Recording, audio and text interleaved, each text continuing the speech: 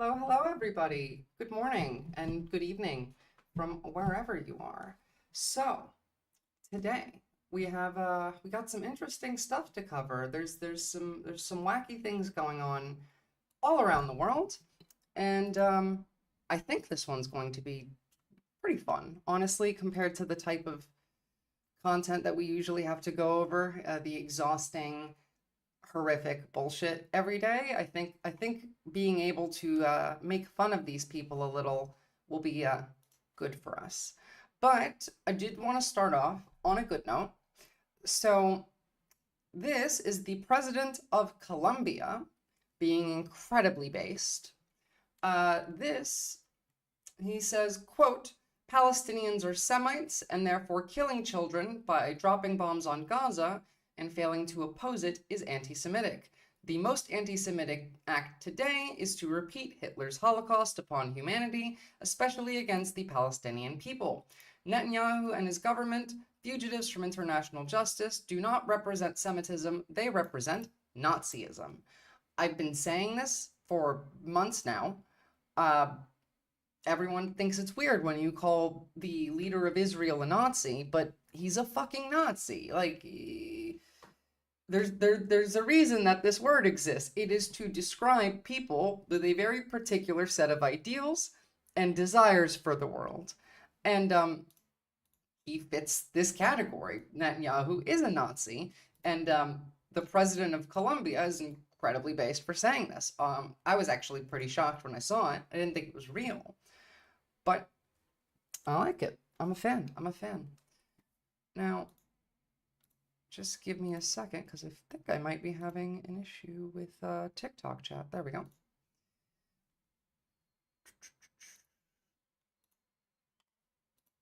Yeah, hold on just a second. Let me pop that chat out. So TikTok chat, for some reason, does not want to combine with a Streamlabs. So I'm going to have it up here every once in a while so that people can see what they're actually saying, which is annoying, but not the worst thing in the world. So, I also saw this today. This was very true. I'm getting really fucking sick of Republicans using the claim that the Democrats incite violence and that calling Donald Trump a Nazi and that he's going to end humanity. Wait, hold on. Am I on Twitch right now? Am I live? Okay, cool. My computer's messing up. He is a threat to humanity. He is. He's just that simple. But they get very antsy when you say that. They claim that no, it's the Democrats. It's the rhetoric that we use, that we're the ones causing it. Well, this is 7 assassination attempts that have occurred to public officials over the last 5 years. Includes all politically motivated attempts to kill statewide and federal officials, as well as the political alignment of the person perpetrating it. Now, if we go all the way back to 2020, we have Esther Salas, the assassination attempt of Esther Salas, rather. I'm not particularly versed in that one. I don't remember that one. But we do have Gretchen Whitmer in the same year. I do remember that. All of you should remember when they tried to assassinate Mike Pence. Honestly, I think JD Vance could use a decent refresher in that. Just for his own sake. Not that I particularly care about the safety of JD Vance. But still. And obviously then we have Nancy Pelosi, or rather the incident in which they couldn't find Nancy Pelosi and the man hit Nancy Pelosi's husband with a hammer. And then we have the 2 assassination attempts of Donald Trump. Now, if you can, oh, and sorry, we have Brett Kavanaugh over here in 2022. If you can see the colors, I don't know if you're colorblind or not, but if you are, I'll give you a hint. 6 of these are red and 1 of them is blue. If the Democrats are inciting violence, you would assume that we are committing violence as well. Because when you say someone is inciting violence, that the rhetoric is violent, that it makes people want to do violence, there has to be evidence for that claim. And under every circumstance, the left is usually pretty good about this. at protests, the people that do the wrong thing and do assault somebody are ridiculed and are exiled from the groups. We saw this during the college campus protests for Palestine, where there was one singular incident that anybody could substantiate of anybody on the pro-Palestine side doing anything intentionally violent to people on the pro-Israel side. One instance, and that one person was again ridiculed and exiled and denounced. Meanwhile, the other side gets to do as much violence as they like, and nobody keeps them accountable because they just blame it on us. We keep allowing them to do this, and we really need to stop. Remember, at those same campus protests the same exact ones that I'm referring to right now, also included pro-Israel counter-protesters lighting fireworks and throwing them into the crowd of the pro-Israel protesters. The pro-Palestine protesters. I don't know if you know what a firework is, but it is an explosive. It's a bomb. It's a small bomb, but it's a bomb. And did any major media outlet really cover that? Anyone look into it? Do we have any arrest records for because that wasn't a one-off thing. That was on the UCLA campus, but it's been repeated over and over. It's been repeated here in Adelaide. One of the Adelaide universities was doing a sit-in and a protest, and the same thing happened to them there. So maybe the right is the one that likes to incite violence. Maybe the right is the one that's committing actions that are incentivizing other people to copycat them, to follow along on the train. And it's a violent train. They hate you. They hate all of us. It's really not that simple. It's really not that complicated. It is really simple. These people are either incredibly stupid or they hate you. It just is that simple. And again, anytime anyone tells you that Democrats are inciting violence, call them out. Don't let them get away with this shit. This is a lie. Look at the numbers. You can say literally anything these days, and people believe you. And that, A, is incredibly frustrating. But B, nobody actually will stand there and will fight on the topic. Nobody will try and get this information out. Now, I understand why, because the right wing doesn't believe in factual information. They won't listen to you if you do. But we still need to try. And by us, it's not just you and me. I'm talking about MSNBC, CNN. During the debate, when the moderators called out Trump's lies, I was in utter shock. I had not seen that in more than a decade. A moderator doing their job? That was insane to me. It was genuinely insane. And it's frustrating that so little attention is given to the people that are actually doing the harm. The Republicans want to destroy this country and build it in their fascist image. They're fucking Nazis. We've been over this. It's clear. But I digress. We have plenty to go over today. But I did want to make fun of J.D. Vance for a second. So this is from the Trump War Room. Eggs. Fuck off, Grok. No one wants to ask you anything. I don't know how to make that go away. Okay, there we go. Eggs when Kamala Harris took office were, oh my God, go away. We're short of $1.50 a dozen. Now, a dozen eggs will cost you $4 thanks to Kamala Harris's inflationary policies. It's because she cast the deciding vote on the Inflation Explosion Act. Now, obviously, every single bit of this post is a lie. He's holding 24 eggs, first off, not even a 12-pack, not even a dozen. But if you look in the back, you can see that even the dozen eggs were $2. But again, that doesn't matter. None of that actually matters because that's not how inflation works. That's not how grocery store prices work. These people constantly lie to you. There's a reason why Donald Trump keeps saying, oh, I'll put tariffs on China and it'll decrease the grocery store bill for you. That's not how it works. It just ain't. It's not. It's just not. It's not going to help you. It's not going to do anything beneficial in any way, shape, or form. They hate you. And they like to lie all the time. So this is going to be my segue into my opening topic that I'm so excited to cover because I really fucking love making fun of these people because they deserve it. And honestly, they make it pretty easy.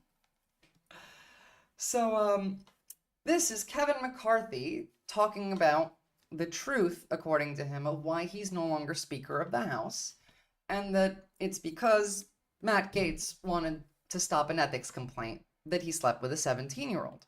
Now, Matt Gaetz did sleep with a 17-year-old. We're going to go over that in more detail, but first let's listen to this. You made a lot of concessions in the negotiations. No, I didn't. Okay. Okay, is that Let's get to the bottom of that. Right? That is such a misnomer in life. Let me give you the truth about that now. And I'll give you the truth why I'm not Speaker. It's because one person, a member of Congress, wanted me to stop an ethics complaint because he slept with a 17-year-old. An ethics complaint that started before I ever became Speaker, and that's illegal, and I'm not going to get in the middle. Did he do it or not? I don't know. But he did, just so you know, he did do it. Kevin McCarthy is an asshole and a piece of shit, but in this particular case, he does happen to be correct.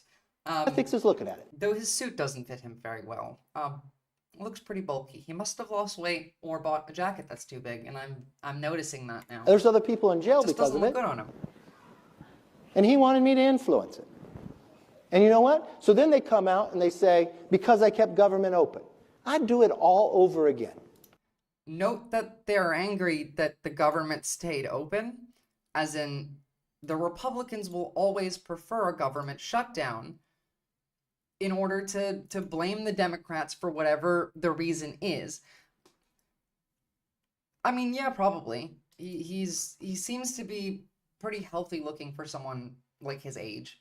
I don't know how old he is, but I know how old the average politician in our country is, and it's not young. But you know what I mean? Like, the Republicans will always prefer. That's what they're doing right now. The government shutdown that's impending because they couldn't pass the bill because Republicans wanted to sneak in a amendment to that bill that would, with the they want to sneak an amendment into that bill under the rationale, the justification that it would stop people that aren't U.S. citizens from voting. Now, U.S. citizens are already the only ones allowed to be voting in a federal presidential election. You can't vote unless you're a U.S. citizen.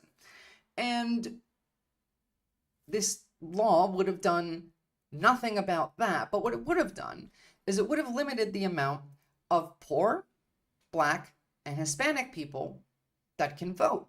Because part of this law, or rather the entire point of this law, was to change voter ID laws to require something like a passport or a birth certificate. Now, passports are like $500, and the average American does not have a passport. I think it's like somewhere in the 30% of Americans have a passport that is current. And a birth certificate, sure, I mean, depending on where you live, but a lot of people don't have birth certificates. Hey, Captain. But a lot of people don't have birth certificates. I don't have a birth certificate.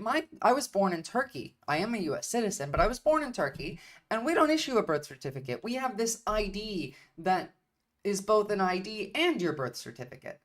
Thank you. I appreciate that. I really like this outfit, although it does not like to stay on my shoulders and will frustrate me for the rest of stream. This law would have only served to reduce the amount of people that can vote, because you know, and we all have been over this a million times. You can go look at the numbers. When less people vote, Republicans win. When more people vote, Republicans lose. And so they're doing anything they can, and we're going to go much further into this later. They're doing everything they can to stop as many people as possible from voting. It's the only way they win is by cheating, essentially. Again, every accusation is a confession. And as we'll see later on in the stream, they are literally trying to steal the election as we speak. In fact, they're redoing 2020 the way that they're trying to do it. It's kind of pathetic, in fact. But let's stick with Matt Gaetz for a second. So Kevin McCarthy claims that Matt Gaetz sleeping with a 17-year-old and having an ethics complaint against him is the reason why Kevin McCarthy is no longer Speaker. Now, Matt Gaetz has denied this allegation over and over again, but we've just had new news drop about it. Now, I'm sorry in advance to some of you because this might be a little triggering. We're going to have to watch a TYT video. I promise there's no jank. Well, I mean, there's jank in the end a little bit, but he's not being ridiculous, and there's no Anna. So this does cover it pretty well with substance. So let's see. Court filings place Matt Gaetz at a party with a nude 17-year-old. So they're saying there is a 17. Sorry, that's quite loud. Talking with known Nazi Tucker Carlson. 17-year-old girl who you had a relationship with. Is that true? And who are they? Who is this girl? What are they talking about at the New York Times? The person doesn't exist. I have not had a relationship with a 17-year-old. That is totally false. The allegation, as I read it in the New York Times, is that I've traveled with some 17-year-old in some relationship. That is false, and records will bear that out to be false. This is not the case, funny enough. Let's see what the records actually say. But there are records, and they're proving that that might actually be true. This morning, news broke about Representative Matt Gaetz and that not real 17-year-old girl who was at the center. I'll put it down a bit more. Thanks, Cap. Of his sex trafficking scandal. Oh, look, we have a chatter who's pro sex trafficking, of which someone's already been sentenced to 11 years in jail over. According to Notice, the legal documents that were filed to a Florida federal court cited sealed affidavits from 3 eyewitnesses that testified to placing Matt Gaetz at a drug-fueled sex party in 3 eyewitnesses, court filings, records. 2017, with No, Diddy said is not innocent. Diddy is a pedophile and a sex trafficker. Get the fuck out of here. 17-year-old girl who was identified throughout all of this as AB. However, he did not arrive at the party with the 17-year-old girl. He arrived actually with his girlfriend at the time, and we'll get back to her in a little bit. But more on the story, according to Notice, the minor who was in junior high at the time. She was 17. Showing up at a party with elected officials like Matt Gaetz while they're doing coke, ecstasy, and smoking pot. Of course. Of course. Bitch, I've been invited to the cookout more times than you can count. I'm from New Jersey, motherfucker. Get out of here. You think you can come up against me? You think you can call me a racist? Get the fuck out of here. I'm not even white. Arrived in her mother's car for a July 15th, 2017 party at the Florida home of Chris Dorworth. Her mother's car, like genuinely, this is beyond pedophilic. Matt Gaetz knew. Obviously, her mother didn't drive her. She took her mother's car and showed up at this party.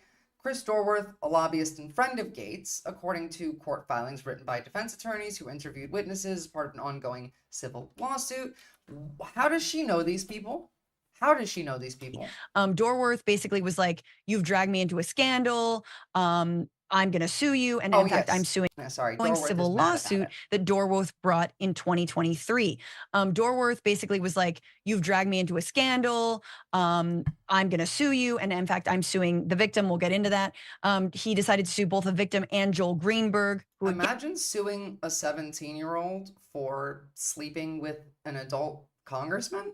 I don't know where this lawsuit is going, but it's not going where they want it to. And it's a former tax collector in Florida who was sentenced to 11 years for sex trafficking, wire fraud, stalking, and identity theft. But back in July of 2023, Daily Beast reported that Dorworth was seeking $1 million, according to a court docket, claiming that his career was destroyed by this investigation and His career was destroyed because he's engaging with people that do illegal activities. I feel like maybe that should be obvious. Press, which he blames on the defendant's allegedly coordinated lies to protect Greenberg. However, one problem with the theory is that Greenberg is now serving an 11-year sentence stemming from a conviction thanks to AB's testimony. At least that's what the 17-year-old's attorneys say. So how could they be colluding when her testimony basically put this dude away? Again, Dorworth is the guy whose home this was. Now, Dorworth... This is incredibly funny.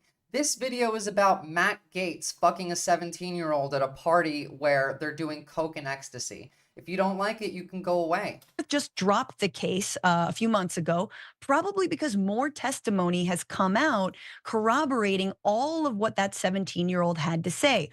One eyewitness cited in the court filings, a young woman referred to as KM, provided a sworn affidavit that claimed the teenage girl, again, AB, was naked.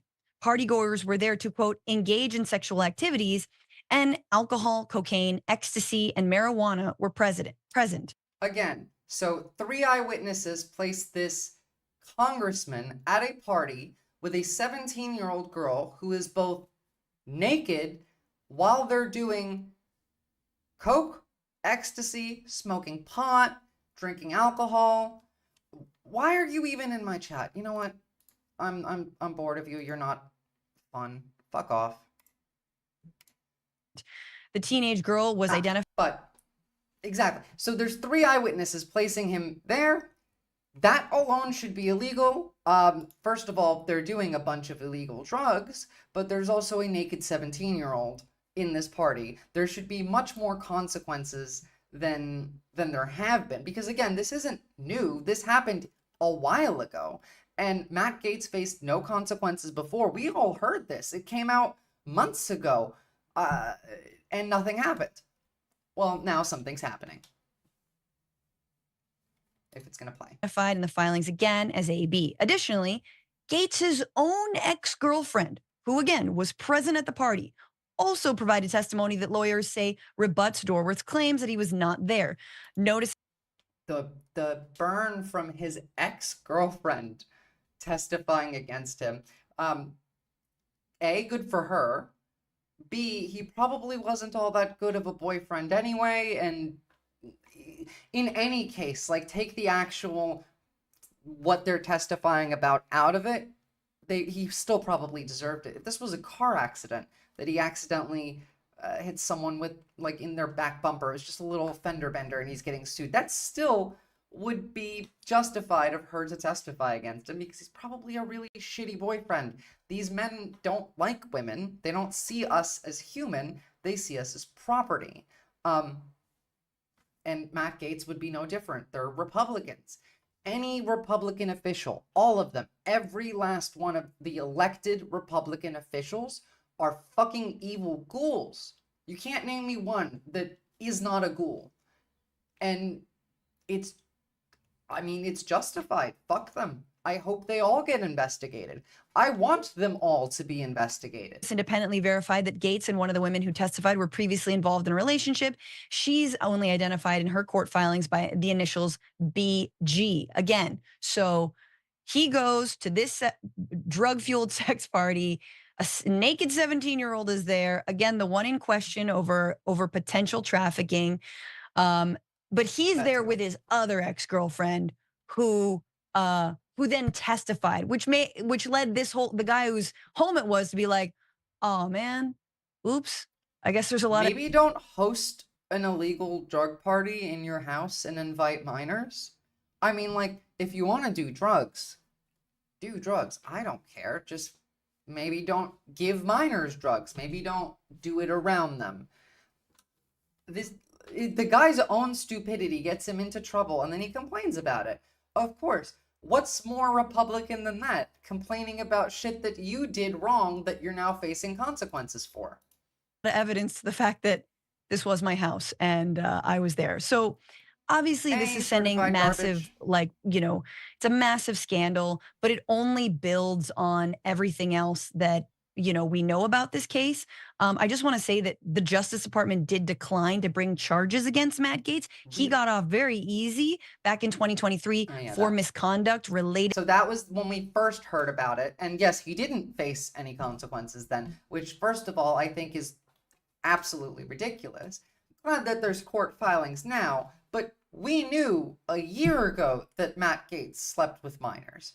I imagine that there are many, many, many members of the Republican Party, if investigated, would come out with some incredibly horrific shit. I'm sure a lot of them are pedophiles. I'm sure a lot of them do other illegal things. I'm sure a lot of them are plotting an insurrection at this very moment. Well, I hope you're voting and to vote him out this year. Is this yes, his seat is up. Fuck Matt Gaetz, you know, but it's not just Matt Gaetz. It's good for you. In fact, I do have a little thing I want to tell you guys about as soon as this video is done, but they all need to be investigated. And I'm not saying just the Republicans. We should be equal about it. We should have DOJ investigations of all elected officials that are in office right now, from the top all the way down, every single one of them. We don't have to arrest them. We can just investigate them. We could file for, what is it? Legal words. We could ask them for all of their records, and if they don't comply, then we arrest them, because that's how the law works. Subpoena, that was the word I was looking for. We can subpoena them. Every single one of these people need to be investigated. We know that they're legally doing insider trading already. How many more crimes are these people committing? We put them in power. They've been there for a very long time, and almost none of them serve us. And this is, again, both Republicans and Democrats, although much, much more Republicans. There are good Democrats. There are no good Republican officials. Not one. None of them. They're all evil. He got off very easy back in 2023 for misconduct related to this 17-year-old. So, and again, he's trying to avoid an ethics investigation. So that's where we're at today. Mm-hmm. I want to put it to you all as to how you feel this investigation is why his face looks all different and fucked now. Is he trying to like work his way towards changing his identity and fleeing the country or something? I mean, Trump might be fleeing the country. It wouldn't surprise me if many of these people had backup plans like that. Squares with whether Matt Gaetz is going to, I don't know, hold on to the last place that will employ him, which is Congress. Hey, don't scroll away. No, I'm not listening to your ad, Cenk Uygur. They just deny it until it just goes away in the media. But they have to know that it's going to come back up eventually, right? So all the denials are going to look like they knew what they were doing. Let's find out. He is 42. This man was 41 years old last year, sleeping with a 17-year-old girl, while also doing a bunch of drugs, surrounded by other people who are likely also pedophiles. I mean, how did this girl even get involved with these people? Is the larger question that I didn't hear asked in that video. How does she know these fucking people? Where is she entering this conversation from? She's in school. She's a high school junior. What the fuck does she have to do with Matt Gaetz? With his, oh my god, his hair looks so fucked. He looks like he's like a 90s cartoon character of the Chad asshole, like Johnny Bravo, but smaller and less muscular and shittier looking. That's Matt Gaetz. I can't unsee like the hair thing. This is just like Timu Johnny Bravo. That's what he is. Timu Johnny Bravo. Fuck this guy. But exactly what she's saying is right on point. Oh shit, hold on. Just a second. Got a little problem here. Oh, come on. You have to do this to me now.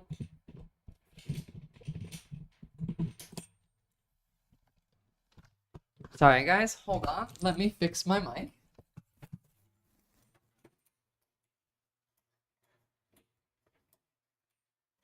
This isn't embarrassing at all.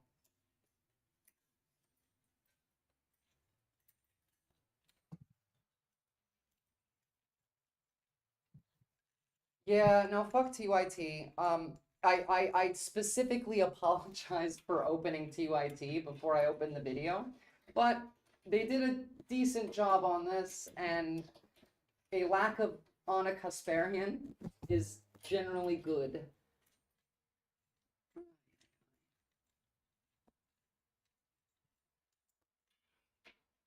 Come on, this thing's broken.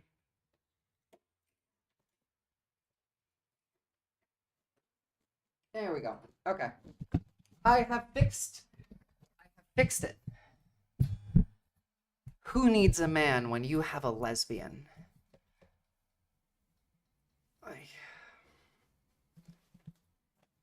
Okay, back to this. So, everything that she has said is true. Their tactic in every single case is to deny allegations and just hope that they go away. Every single time. Donald Trump does this, JD Vance does this. Hell, they're still doing it. Remember the just the other day, JD Vance went on TV and started talking about, oh, but look, I did still hear about the pets being it's been proven wrong, but they don't care. They'll keep at it until people believe it. And we need to stop letting them do that. The news cycle changes and we forget all about what happened last week, and none of these people face fucking accountability. None of them remember Clinton. I mean, yeah. They're all bad. They're all bad. Which Clinton? Hillary or Bill? I mean, they're both awful. Bill is a pedophile. Hillary is a screeching, like, demon from the depths of the ocean. These people don't work for you. They work for their rich friends. They don't care about you. They care about themselves. We need to work from the bottom up and get these people the fuck out of office. Now, on that note, I did want to, the one that did not sleep with that woman. I mean, yeah, but Bill Clinton is a known pedophile. He was like an Epstein friend. He's the reason why Democrats won't hit Donald Trump with the Epstein claims, because then it incriminates them with Bill Clinton as well. That's the only reason that it's not being brought up. Fuck these people.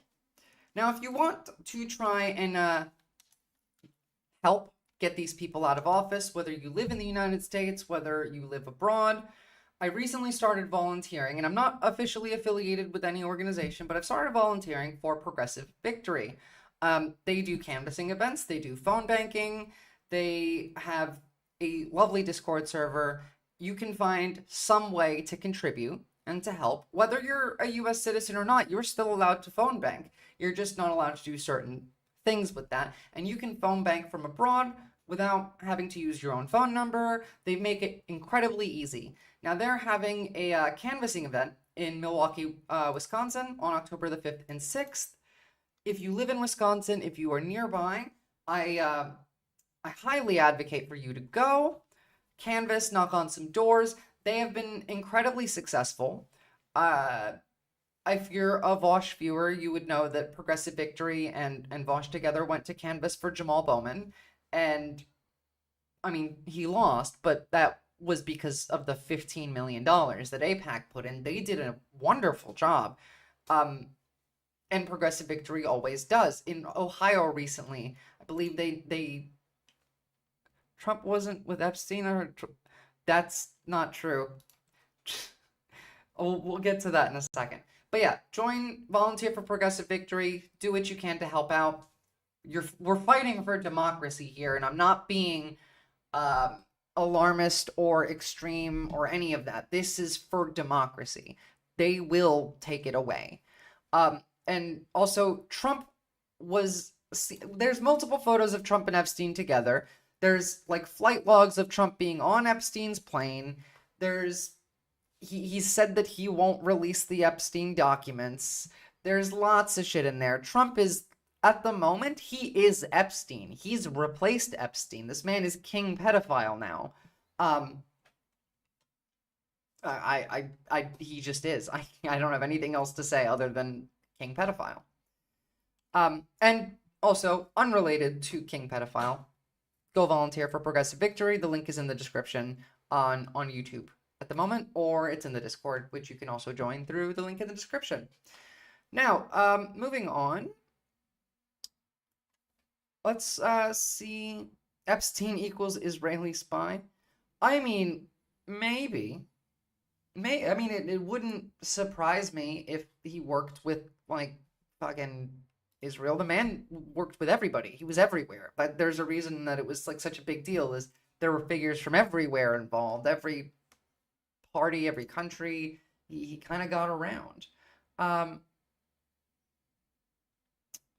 Well, so let's look at a rare, and I mean rare, influence what? Destiny W. I have no idea what TDS is, but we can move right on from that.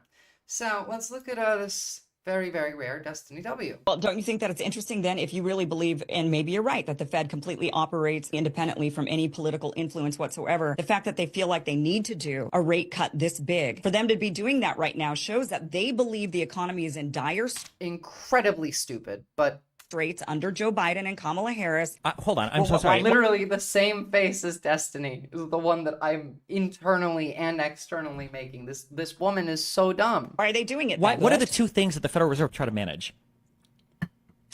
Why don't you tell me? What a person says when they don't know the answer. It's not derangement syndrome, you idiot. There's evidence of it everywhere. If you pay attention for a little bit, maybe you'll learn something. Okay, so you don't know, okay? The Federal Reserve tries to balance unemployment, and they try to balance inflation. If inflation is getting really low, then the Federal Reserve is going to cut rates, because we should have some amount of inflation to keep the economy healthy and moving. How could you accuse the Federal Reserve of acting in a... This woman thinks that zero inflation is the target inflation rate.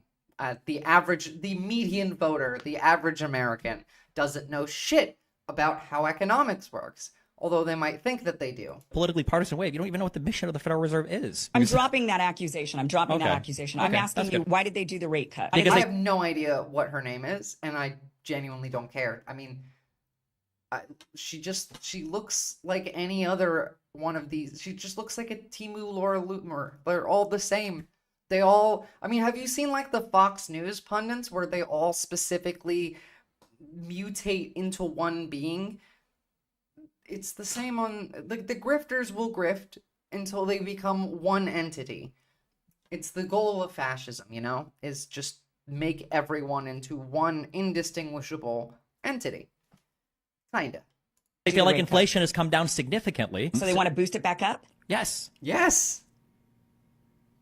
The look of stupid on this woman's face. Significantly. So they want to boost it back up? Yes. Oh, what? Smile, you think that's exactly awkward? Like, oh my goodness, like she has no idea. Exactly why they did. So they did a rate cut because they want inflation. What do you think the goal inflation percentage is? You have no idea. You realize you have no idea. You're laughing because you think inflation should be at 0%. Ideal inflation is 2%. What do you think unemployment should be? 0%? Yes, correct. 2% is the target. That's correct. And if they feel like we're... Now, there's a reason why 2% inflation is the target. It's not just like an arbitrary number. You need some inflation to keep things moving. Inflation will go up and down regularly. And we manage it with rate cuts, but not always necessary to do that either. The economy is a very complex system of multiple moving parts that tie into each other. And something like a rate cut affects a different part of the economy that circles all the way back around and then affects inflation. Everything takes a lot of time, and it's not like an instant change. But people, especially people like her, people on the right, think inflation is so high, that's why everything is like expensive, except inflation is high because corporate price gouging and corporate profits are through the roof, and also many other reasons. There's the housing market that goes into it. Inflation was high, and also there wasn't raising like inflation with some of the policies that Biden put forward, like the university debt removal. But inflation is now down, lower than it's been in about 10 years. Under still Joe Biden, it's almost at the target rate of 2%. I think it's at about 3 right now, or maybe it's like down to 2.8 last I checked. We're doing fine with inflation, but people see that things are expensive and they hear Donald Trump saying, inflation is so high, they tie them together even though neither are related and one is just blatantly untrue. Undershooting that target, then they try to preemptively cut rates or raise rates because it takes a little bit for the Federal Reserve policy, for the federal funds rate to actually impact what the trading of all the securities and everything is later on. So yes, that's why they're doing it. We can all look at the inflation rate. We can all look at the unemployment. These numbers are all posted publicly and everybody looks at them.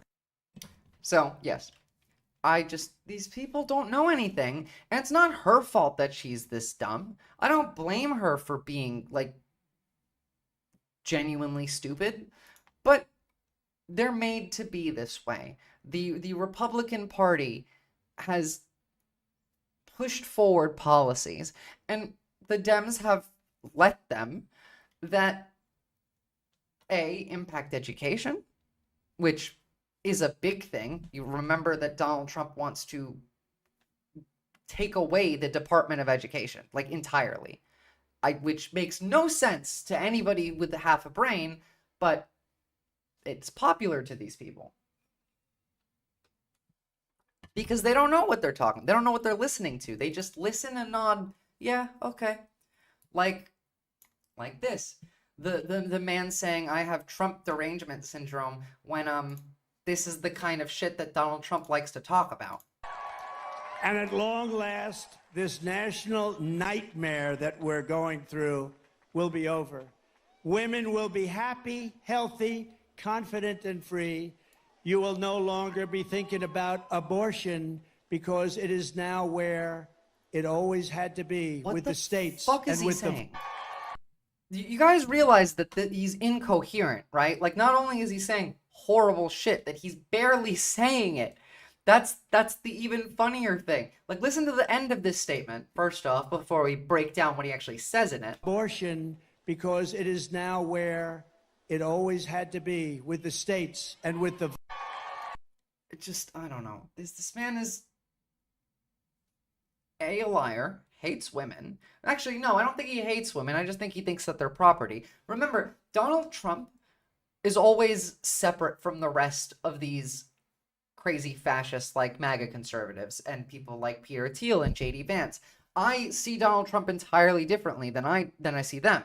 Those people are genuine Nazis, genuine white supremacists. They hate brown people. They hate queer people. They want to exterminate all of us that aren't white Christian. And that's it. However, Donald Trump is an old New York billionaire that used to do coke and was a TV star. He's not thinking that way. He is absolutely a racist. He absolutely is a fascist, but he's not fully on board with the party's message of we need to be Nazis, you know? He'll say the things. Don't get me wrong. He will say all of the Nazi things. No problem. But does he internally actually believe them? No, I don't think so. I think he'll just say whatever he needs to say. And he's probably weirded out a little by the Nazis because his age would track with that, but he's okay with working with them. He is not the big issue here. He's the mouthpiece. He's the megaphone. It's people like Peter Thiel, people like Elon Musk. These are the people that have the money to fund these things. Elon Musk is an idiot and a grifter, but is also been sucked into this world and is now a genuine liability for democracy because of the things that he says and the messages that he pushes. It's people like J.D. Vance. It's people like the senators and the congressmen that are in the Republican Party. Those are the dangers. Those are the biggest dangers to our democracy. Besides these people, a thing that people often forget of great importance is local, like, legislative bodies, your state legislation, your county. These are Russia banned Nazism, but made it part of their entire culture. Russia is Nazis. They export the most Nazism than almost us. Like, they're I can't tell whether America or Russia exports more Nazi white supremacist, like Christian nationalist rhetoric. They are Nazis. They can't ban Nazis. Russia just says whatever the fuck they want. It's the same thing there. That's what Republicans want America to be like, is like Russia, where they can say anything that they want and people will believe that it's true. It's... What's more important than Donald Trump? What's more important than the Congress and the Senate, which are important, don't get me wrong, is your state legislature. It's down ballot candidates. It's the electoral commissions. Look, I want to jump right into that, but we still have to cover Israel first. So maybe I might hold it down there. I mean, there's less MAGA in Russia, but that's still, for now. Let's. So I covered this before, but just to show off again, they want to have federal laws that will stop you and probably prosecute you, I would say, for moving across state lines to have an abortion. America is already great. I hate when these Make America Great Again people say that, and I've said this before. They're anti-American. They're sitting here saying that, oh, the West has fallen, America is done, like, we're trash, we've been defeated. These people are not, they're not American patriots, okay? They have no interest in making America better. Their idea of fallen America does not exist. The past greatness that they want to achieve does not exist. It's just a talking point to make a Christian nationalist ethno-state. That's what they really want. That's exactly what they really want. Now, whether they're going to achieve that, I really fucking hope not, and I'm going to try my best, and I hope all of you do, to prevent that. But let's have a little reminder in case you needed a refresh on what they want to do to you for what you do with your own body. Okay, look, here's a situation. Let's say Roe versus Wade is overruled. Ohio bans abortion, in 2022 or 2000, let's say 2024. And then, every day, George Soros sends a 747 to Columbia. George Soros, the famous dog whistle for just the Jews. Again, this man is a Nazi. That's to load up disproportionately black women to get them to go have abortions in California. And of course, the left will celebrate this as a victory for diversity. This is also, not true. I hope you guys know that whenever you listen to these people talk, 99% of what they say is a lie. And the 1% that is true is, misleading. Just off the bat. That's kind of creepy, right? Health justice is only exterminate working class black people. Something like that could. One more time, right there. Celebrate this as a victory for diversity. That's kind of creepy. Health justice is only exterminate. Health justice is only a way to exterminate, is what they're saying. The thought process to lead there doesn't exist. You can't even mental gymnastics your way into this position. The USA officially is not a religious country. We are not a Christian nation. We were founded on the separation of church and state. Religion has no place in government, is in the founding documents of our country. But they don't believe in America. They're not patriots. They're not American patriots. They are foreign agents, a lot of them. And from where, I could be anywhere, because there's Russia, there's China, there's Israel, there's Iran, there's Turkey, there's Egypt. All of these countries we know have influenced our elections, it influenced our officials. We know all of this to be true. So some of them are foreign agents. Some of them are just fucking Nazis who don't believe in American ideals.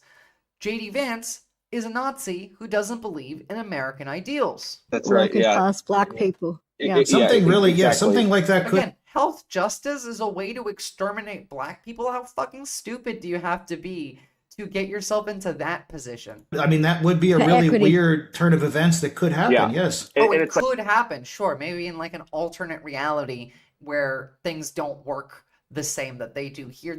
They're not living in reality. Like, if that happens, do you need some federal response to prevent it from happening? Because it's really creepy. And, I'm pretty I think it's pretty creepy to talk about having a federal response to people going across state lines to have an abortion. I think that's pretty fucking creepy, JD Vance. Pathetic to that, actually. Okay, look, here's a situation. So, just a little refresh of the type of people that we're talking about here. I want to play this so we can all watch and listen to it in real time as it just came in. You yet. Autoplay should be off. Rude. Now, JD Vance, the man with the Indian wife, who he basically apologized for on national television. Remember when he talked about his wife for the first time when he was being interviewed right after he was made the vice presidential candidate, he basically apologized for her not being white. And now when NBC asked JD Vance about Laura Loomer's racist statements, that when she said, quote, that the White House would smell like curry if Kamala Harris won, he called it unimportant and then said, whether you're eating curry at your dinner table or fried chicken, things have gotten more expensive thanks to her policies. Blatant, obvious racism. India needs to get get Modi out of office because that man is a full fascist. But aside from that, India is going to be the new China. They are the most populous country in the world, and Indians are some of the hardest working in the world. No, they should not do that. No Fed posting, Captain. Don't say that. Now, again, this is a man with an Indian wife, first off, but the calling it, whether you're eating curry or fried chicken, is obviously like a dig at her being black. This is just racist dog whistling. It's barely even dog whistling. It's basically just him calling her the N-word. Fed posting is when you advocate for violence. Don't do that. That's bad for me. It's bad for you. It makes all of us look bad. Don't advocate for violence in any way, shape, or form.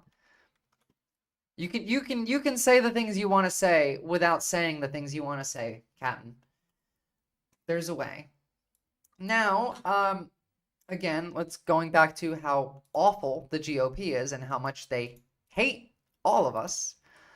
They don't think that adopted children count as children, according to Sarah Huckabee Sanders. Let's take a listen. As my eyes fill with tears. Why are all these clips like different volumes? One is very loud and one is very quiet. Jesus. My sweet daughter reaches up, pats my shoulder, and says, "It's okay, Mommy. One day you can be pretty too." I don't think so, Sarah Huckabee Sanders. Maybe your time for that has passed. And also, what the fuck is going on with her dress? Is that supposed to look like a flower or a bow tie? I have no idea, but it looks terrible. My kids keep me humble. Unfortunately, Kamala Harris doesn't have anything keeping her humble. Kamala Harris has 2 adopted children, which on multiple occasions now the GOP has referred to her not having any children. They don't believe adopted children count. They don't want IVF either. These are the crazy Christian nationalist types that want to change the laws so that anything that their Bible interprets as wrong is gone.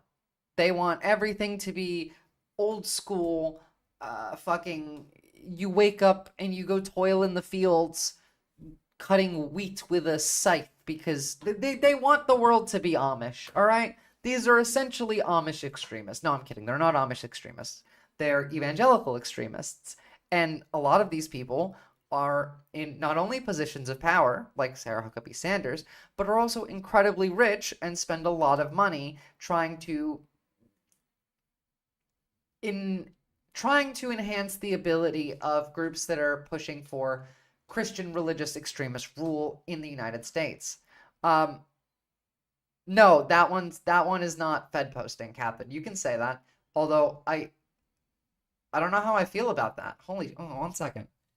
Should Russia occupy Israel? Is this a good thing or a bad thing? Let's hold on. I want to think about it for a second. This is an interesting hypothetical that we're talking about here. Now, first of all, for Russia to actually be able to get to Israel is a difficulty. And America would be pissed. But I feel like if they did it really quickly, we would just nuke them both. I don't know. No, that's never gonna happen, and it's an insane thought process. But no, you can say that. I tried to think about this critically, and it went nowhere. That's crazy. How did you think about that? I would have thought maybe you go with Lebanon. But yeah, so again, biological children are not children, according to Sarah Huckabee Sanders. Meanwhile, on the left side of things, a bipartisan collection of 741 former national security leaders, comprised of over 230 generals and flag officers, including 15 retired four-star generals and admirals, endorsed Vice President Harris. The group characterized the election as, quote, a choice between serious leadership and vengeful impulsiveness. It's a choice between democracy and authoritarianism. Now, you guys say that I have Trump derangement syndrome, or not you guys, but some of you people, but 741 former senior national security leaders agree with me that this man wants to end democracy and is a threat to our nation. Anyone watch the debate in which he would not answer the question of, do you think Ukraine is a U.S., important to the United States? He didn't answer that. He basically just said, yeah, no, if I win, Russia can just have Ukraine. He's a national security risk in every way. He's the one that ended the Iran nuclear deal. They were actually following the rules. They were developing still a nuclear weapon, but it was slow and underground. We had people that would be able to go in and check what they were doing, at least in their main facilities. Now we got none of that. He took it away. He said it was a bad deal and that he would renegotiate. Guess what? He didn't renegotiate. Guess what Iran is going to have in the next year or two? A nuclear weapon. Now, do I care? No, not particularly. I don't think Iran will use it unless they're threatened. I don't think that they're foaming at the mouth looking for a war. And if they were, they would have attacked Israel by now, considering the amount of justification they have to do so. I mean, the Caucasus Belly is there. It is there. They would be well within their rights to start a war against Israel. They were attacked in their capital by Israel, and they still didn't do it. For anyone who thinks that, Iran is going to end the world. But I do think that it is Donald Trump's fault specifically that they will have a nuclear weapon in the next 5 years. My parents don't believe me that Israel having nukes was ever. It is still illegal. We don't even know officially if they have nukes. It's never been announced. But yes, it is illegal, and we don't even, again, we know they have nukes, but we don't know they have nukes because they won't admit it. Israel is just off their rocker in every possible way. And we're gonna go into that a little bit in a second. I like making fun of these people, so I want to do that for a little bit more. Now, this is Donald Trump in North Carolina. So, Michael, telling his supporters that they don't need votes, that votes don't matter for this election. Now, of course, the votes don't matter because they're rigging the election as we speak. They have 70 electors in key battleground states that have refused to certify the election. We're going to go much more in depth on this in a moment. But let's see what he has to say about why he doesn't need voters. You better win or you're never going to be able to come back here. If he doesn't win, he won't be at RNC and he will no longer be in North Carolina. He'll be looking for a job. I think he's going to win, and that's what he's focused. I said, we don't need votes. What we need is honesty in the election. If we have honesty, we have all the votes. By honesty, he means people that are just going to refuse to certify the election. That's what he's saying by we don't need the votes. and this is happening. It's a pretty big deal, honestly, in multiple states all across the country, especially in battleground states. We now have people who, first of all, have no business still being electors because they also tried this in 2020. They denied the election. These are known election deniers who are now saying that they're not going to certify the election no matter what the results are before the election even happens. These people should just be arrested, like right now. Like the police should just go and arrest them. This is treason, and we need new electors. Like just anyone, put them in. I don't care. Vote. I don't care. The election deniers who in 2020 refused to certify or said that the election was false, now in 2024 are refusing to certify before the election even happens. These people are committing treason. It's really that fucking simple. Look at this.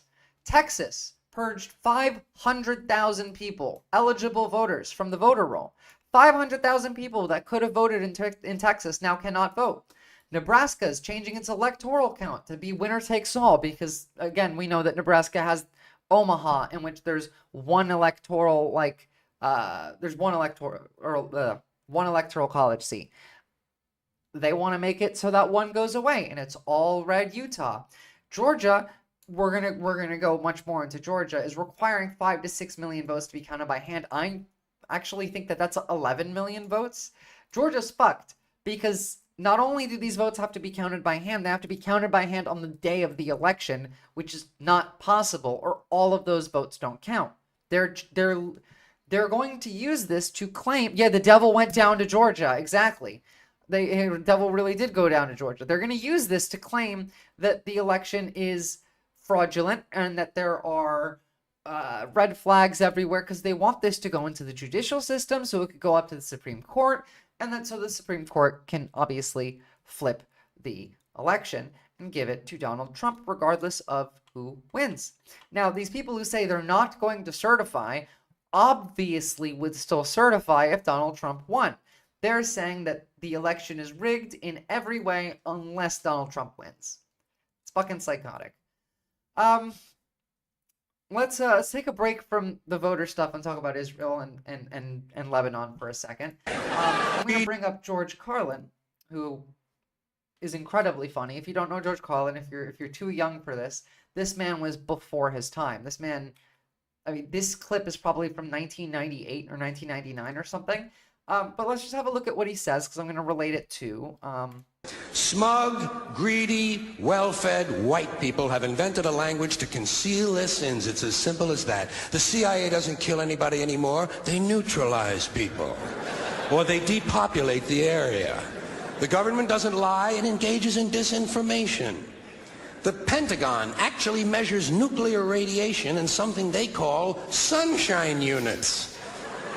Israeli murderers are called commandos. Arab commandos are called terrorists. Again, this man was before his time. Contra killers are called freedom fighters.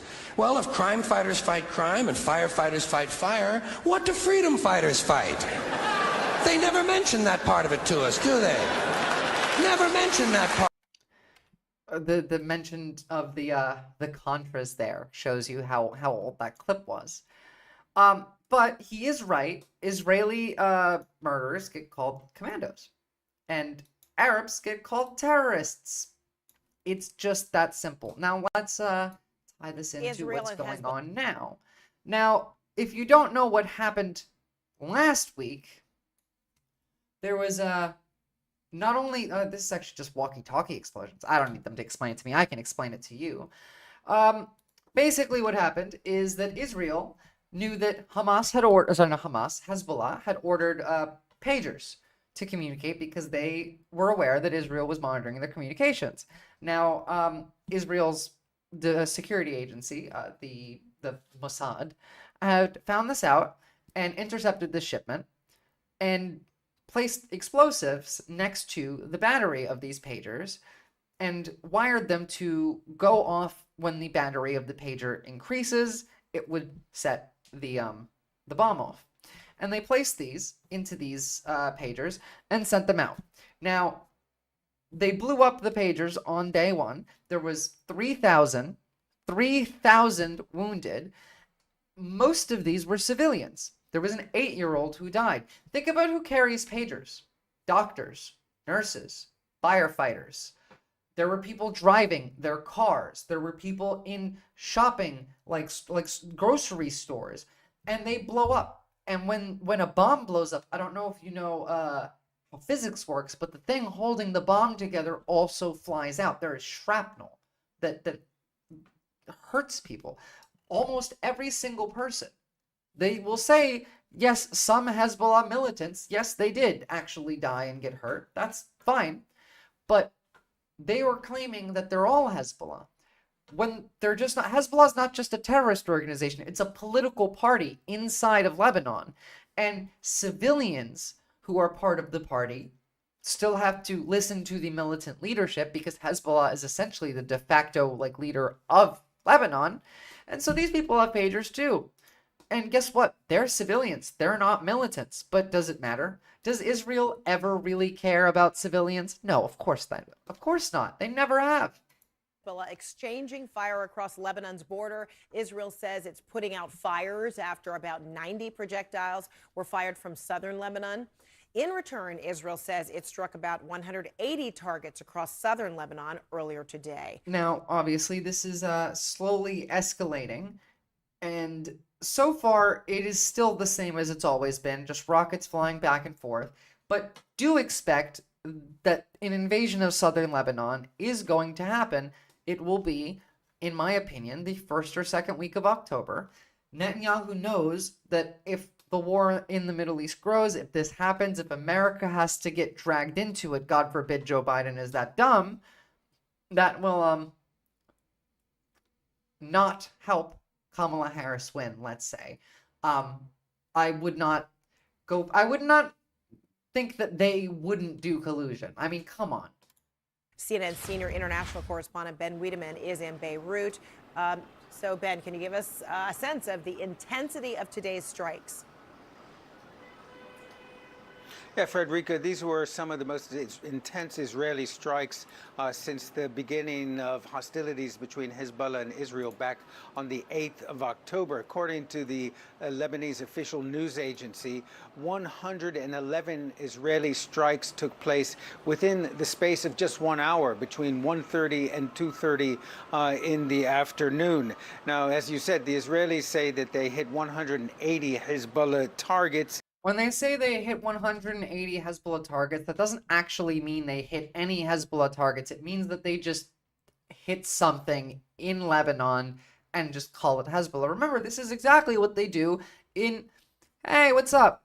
This is exactly what they do in Gaza. This is exactly what they do in the West Bank. They're hitting Hezbollah targets, just random shit, exactly. Sure, maybe some of them are actually military targets, but...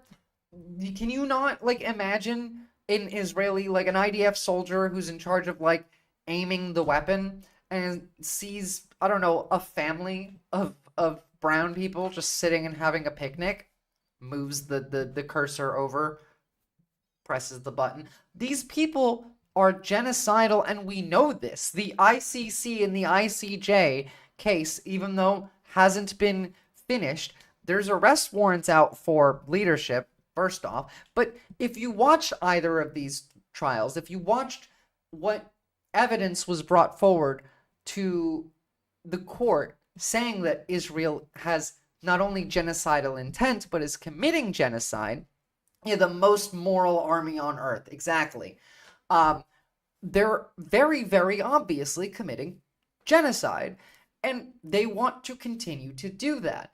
They have essentially, I would be surprised to know that there's more than 1 million Palestinians left in Gaza. Remember, they were having a food shortage crisis months ago. It was starvation levels. Remember the news? The Palestinians are starving to death, and we tried to let Israel get us to let aid in, and they let 40,000 meals to feed people for a day, and that was it. Aid trucks don't go into Gaza anymore. It's too dangerous because Israel keeps fucking bombing them. on multiple occasions, even while in contact with the IDF, aid workers have been killed. And so there is no more aid workers. How many Palestinians are left? They have no food. They have no water. They're probably all dead in Gaza. I mean, not all of them, obviously. You see videos. They are living Palestinians, but they don't care, and they're going to kill all of them. They want to. They want to be allowed to kill them all. And they want to do the same in the West Bank because they want to annex this like land and make it Israel. They want a one-state solution, just Israel, no Palestinians. They want to do this to southern Lebanon as well. Not only do they want to get rid of Hezbollah, but they will take any land. And any land they take in an invasion of Lebanon, if a war like that was to occur, which it probably will in the next couple of weeks, if they're not, like, at the end of whatever conflict happens there, if Israel is still seen as the most moral army on earth, if they're still being supported to the extent that they are now by the US government, God forbid if it's Donald Trump in office, he'll just let them take Lebanon. And otherwise, they'll try and keep whatever land that they did manage to grab in southern Israel. Kind of like how Russia wants to keep the bits of Ukraine that it took, even though it can't finish the war. And we need to be aware of this. America could let them do that. That's why they keep doing what they're doing, because they haven't faced any consequences. Sure, the world hates them now, and yes, Netanyahu has done more to spread anti-Semitism in the world than anything else ever. Don't buy cheap pagers or two-way radios from eBay, Lebanon. Yeah, no, don't do that. They probably have Israeli bombs in them. Could you imagine living in Lebanon? Could you imagine living there right now and thinking, shit, my microwave might explode. Like you're cooking dinner and you need to heat something up and you're afraid to press the start button because that shit might have been, I don't know, fucked around with by Israel and have a bomb in it. What about your TV? What about your cell phone? What about your car? Everything now could be a bomb because not only is this illegal, like under international law, what they did was illegal, but it also now leads to, that's why it's terrorism, because now everyone's afraid of everything. What other items are being messed with? What other civilian tech, civilian infrastructure is being corrupted and used as a weapon by the state of Israel? They don't know. I don't know. I would be pretty terrified. Hezbollah, for its part, has claimed that they have launched 11 strikes on Israel so far today. Now, here in Beirut, there were the first funerals for people killed in yesterday's Israeli strike. The news where you are barely talk about Lebanon because the news where you are is pro-Israel, River Anthony Ocean. They don't care about Lebanon. In their minds, Lebanon is just Hezbollah. That's it. It's just Iran and terrorists because that's what these people are told. It's the same thing with Palestine. These are all Iranian agents that are trying to destroy the most like moral country on earth, the only safe haven of the Jews, blah, blah, blah, blah, blah, blah, blah. Not anything but that. They don't care. They just hate fucking brown people. And again, the conflation of Judaism with Israel, Zionism and Judaism being seen as the same thing, is creating more anti-Semitism and more Nazis than anything else. Even more so than witnessing the actual genocide. And yes, that is also creating Nazis. I've encountered some myself. Look at this. Look at this fucking idiot. Actually, this is quite funny. I was arguing with this moron yesterday. This is a Nazi from a Muslim country, who's incredibly pro-Russian, thinks that queer people are a Jewish conspiracy, and that I need the Iran treatment. This man has gone so full Nazi and so far to the right that now he's talking about transing people's gender because they're queer. This man is insane. But he's influenced, and throughout this thread, he was very much influenced by Israel by Israel's actions. The scary part is the general population accept this manipulation as the truth. Well, yes, the general population, River, is pretty fucking stupid, and they will believe what they're told by anyone that they feel trustworthy of. The issue is that nobody thinks about information they're being given anymore. There's no critical thinking. People just take it and then they go. It's intentional. This is manufactured. This isn't just like a natural thing. They want you to not question. They want you to not think. And yes, certified garbage America still does love Israel. I'm pretty sure Kamala Harris is still going to continue to support Israel. Maybe I'm hoping, maybe I'm naive, but maybe just not to the extent of Joe Biden. I'm hoping that maybe if she draws a red line, she might actually, I don't know, stay with it and back up her threat of like, don't do this or fuck you. And we'll see. We'll see. Assuming that we get there. Death toll of which stands currently this at is going 37, to kick off among them prior to the election. Benjamin Netanyahu wants a war, A, because it keeps him in power. The war is the only reason he's still there. Israel hates him. The average Israeli hates Benjamin Netanyahu. And so he needs this war to scare people into letting him stay. But beyond that, it also it folds into their general idea of Israeli expansionism. They want to expand.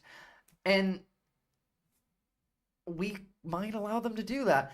They're going to start this prior to the election, hoping that the United States comes in. Yeah, Live UA Maps is a great website for world maps and stuff. I use that a lot for looking at Ukraine as well.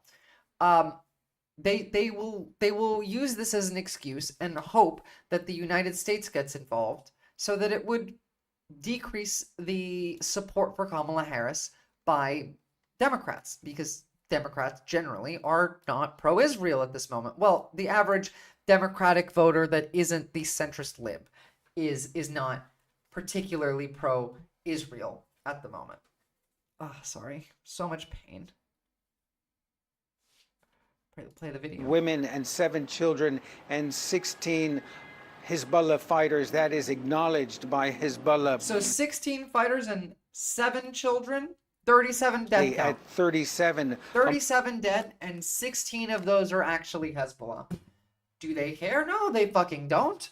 You think that those were accidents? No, they weren't. They were either collateral damage or just for fun. I definitely don't put it past them to do it for fun. Remember on October 7th, when like the Hamas actually did the thing? Israeli soldiers shot their own people because they really wanted to shoot out of the fucking helicopter. They were so bloodthirsty that they killed their own people.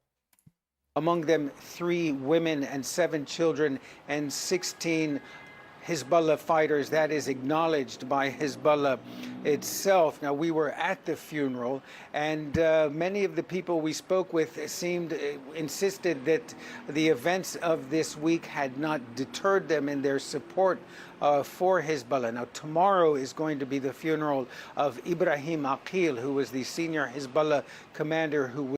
Look, we're not gonna watch all of this. Obviously, it's kind of boring, but be aware. They are going to kick that war off. They really, really, really want to, and it benefits them to do so. Now, give me a moment here. I want to talk about the Georgia State Election Board. Actually, wait, hold on. I forgot. There was 2 things I wanted to show you beforehand. Actually, it's more than 2. It's like 3 things. So this right here is just a lovely clip of Tim Walz, because who doesn't love watching Tim Walz and listening to him talk? He's like the most based man in the Democratic Party. Maybe even more so than Bernie Sanders. We saw Senator. I don't know where. Oh, that's what that sound is. Thanks for the follow. Senator Vance lead an audience when he said, well, they reduced interest rates this week, How terrible is that? And he got the crowd booing. Who boos for lower interest rates? It's first of all, incredible delivery. Imagine that from any of the other fucking Democrats. Top tier Walls poster. Yeah, no, exactly. This man is, like, I wish he was the one running. I would much rather him than Kamala Harris by a degree that I cannot express.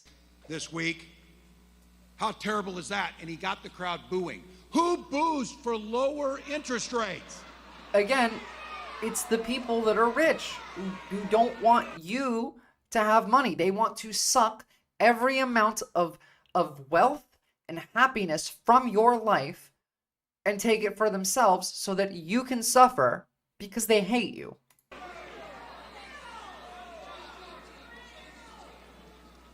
Venture capitalists, apparently. Yeah, pretty simple.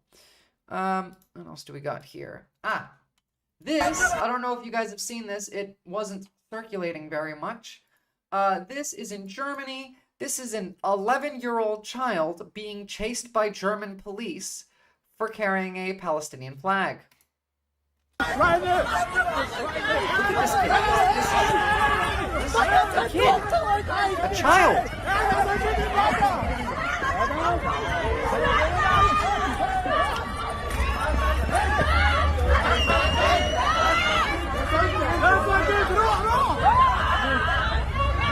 The people trying to protect the child. Yeah, no.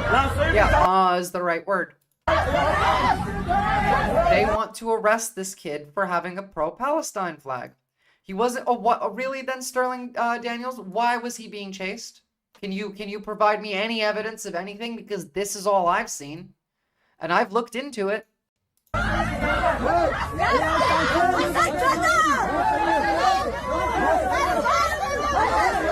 ACAB all the way. Protest is not illegal in Germany, but anti-Israeli statements and sentiment are generally not only frowned upon, but are prosecuted. They crack down on this shit. It's this kid probably said something while waving the flag, okay? Certified garbage, you need to touch some grass, okay? He said from the river to the sea, and that's why they're chasing him, okay? That's why. He had the flag and he said from the river to the sea, which is not a call for violence. It's not a call for getting rid of Israel. They just like to pretend that it is, just like you do, Sterling Daniels. Like, it is not. It's not a gondola chat. You're insane, okay? From the river to the sea just means that from the river to the sea, Israel will stop fucking murdering Palestinians, you half-wit. Are you that retarded? Like, is the government supposed to be giving you money for your lack of intelligence? Can you take care of yourself? Do you need, like, support workers with you? Because it sounds like it. Yeah, what's crazy to me is that the police and force actually get mad over this towards a young kid. It's a 10-year-old. The fuck are you talking? It's not a genocidal chat saying that in support of the people that are literally committing genocide. Saying stop the genocide is a genocidal chat. That's the type of brain damage that you have. Okay, moving on from this. And yes, fuck the police. ACAB. Now to tie into the main point of today's stream, here, let's start off with the ties into the Heritage Foundation. This is Marco Rubio admitting that not only would the Trump presidency, but the Republican platform, also base Siena, that they rely heavily on the Heritage Foundation. So we're always grateful.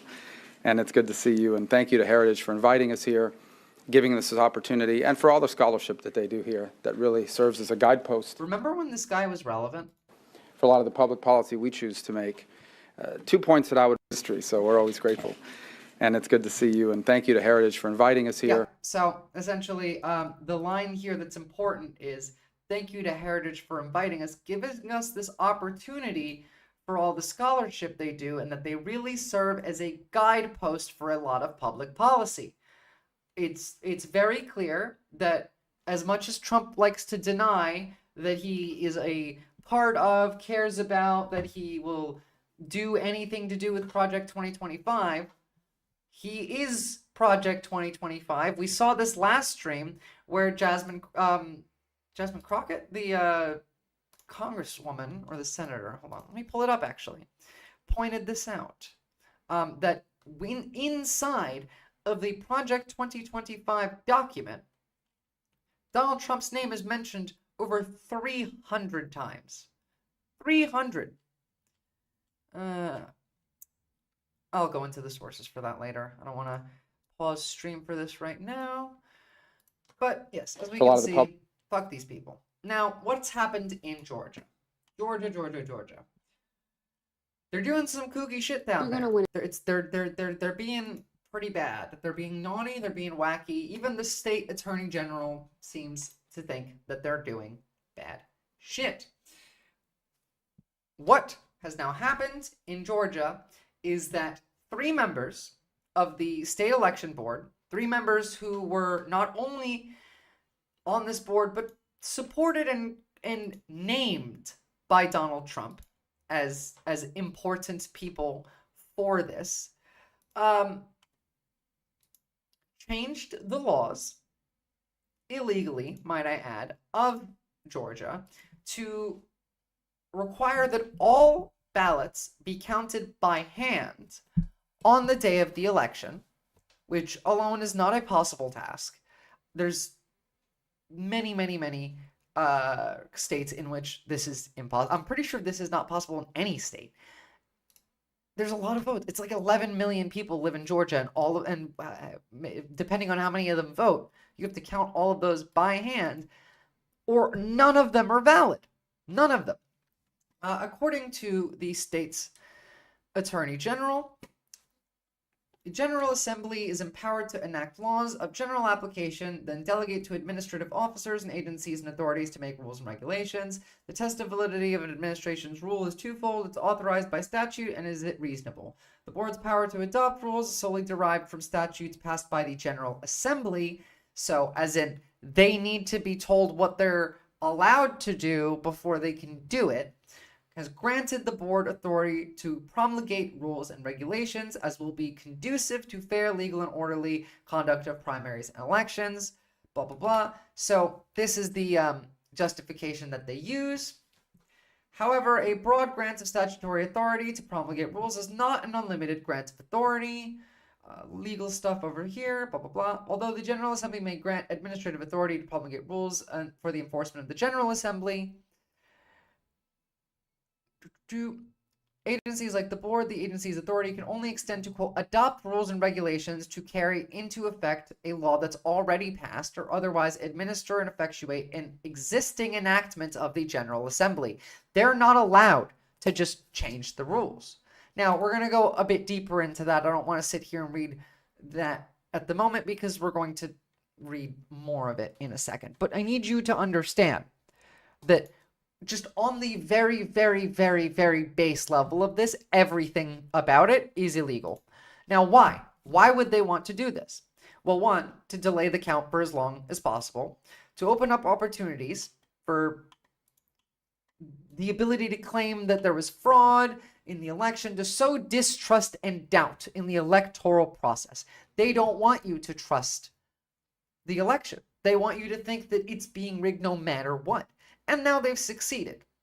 Hand counting votes is significantly likelier to produce mistakes. Obviously, this is factually proven, and we know this, and also it's logical sense. I mean, I don't need to go further into that, but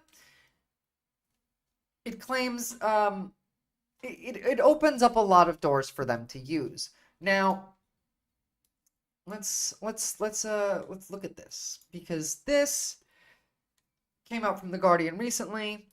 This is a network of Georgia election officials strategizing to undermine the 2024 election results. Emails reveal Georgia Election Integrity Coalition, a group of officials and election deniers coordinating in the swing state. Now, again, I do want to remind you that this is not just in Georgia. This is happening all over the country. There are 70 electors that are refusing to certify the election before it has even happened. These people are committing treason. Emails obtained by The Guardian reveal a behind-the-scenes look network of county election officials throughout Georgia coordinating on policy and messaging to both call the results of November's election into question before a single vote is cast, and push rules and procedures favored by the election denialist movement. Again, I'm gonna reiterate this. You should not be allowed to be on the election board if you were an election denier. There was 60 court cases that proved that there was no fraud in the 2020 election. If you are still claiming that you believe that, then you should not legally be allowed to do this job. You are a liability to the democratic process as a whole. You should be removed from your position of power. Now, it's too late for that. They've already passed these disgusting legislations. And, oh, sorry, I forgot about TikTok chat. Last election was not suspicious. There was, you know what, here, this is actually a good point. When you say last minute, there was some crazy jumps, right? What you don't understand is that not all of the votes are counted in the same way. Let's say, which state was it? Was it Georgia, actually, in fact, where Republicans were leading for quite a lot of the time where the votes were being counted, and then the mail-in ballots came in. And mail-in ballots are generally Democrats. There hadn't been as many Democrats who went and voted in person, so their ballots weren't being counted at the same time because they were mail-ins. So it looked like there was a crazy lead for the Republicans, but then, bam, the mail-in ballots come in, and suddenly every right-winger is like scarred by that moment. I've seen the memes of it all over Twitter. The way that hand counting makes this worse is A, they're not going to be able to count the votes in time. They don't want to anyway. It's the whole point is to call the election into question. And also, hand counting, of course, will make mistakes much more likely than a machine doing it. And mistakes could be non-mistakes and could be intentionally done. Thanks for the follow. So, these treasonous traitors, the emails were obtained by a watchdog group, Citizens for Responsibility and Ethics in Washington, as a result of public records requests sent by David Hancock, an election denier and member of the Gwinnett County Board of Elections. Cruz shared the emails with The Guardian. Spanning a period beginning in January, the communications exposed the inner workings of a group that includes some of the most ardent supporters of the former president's election lies, as well as ongoing effects to portray the coming election as beset with fraud. It's usually a pretty good indicator when they're claiming fraud before any votes have been cast. I don't know.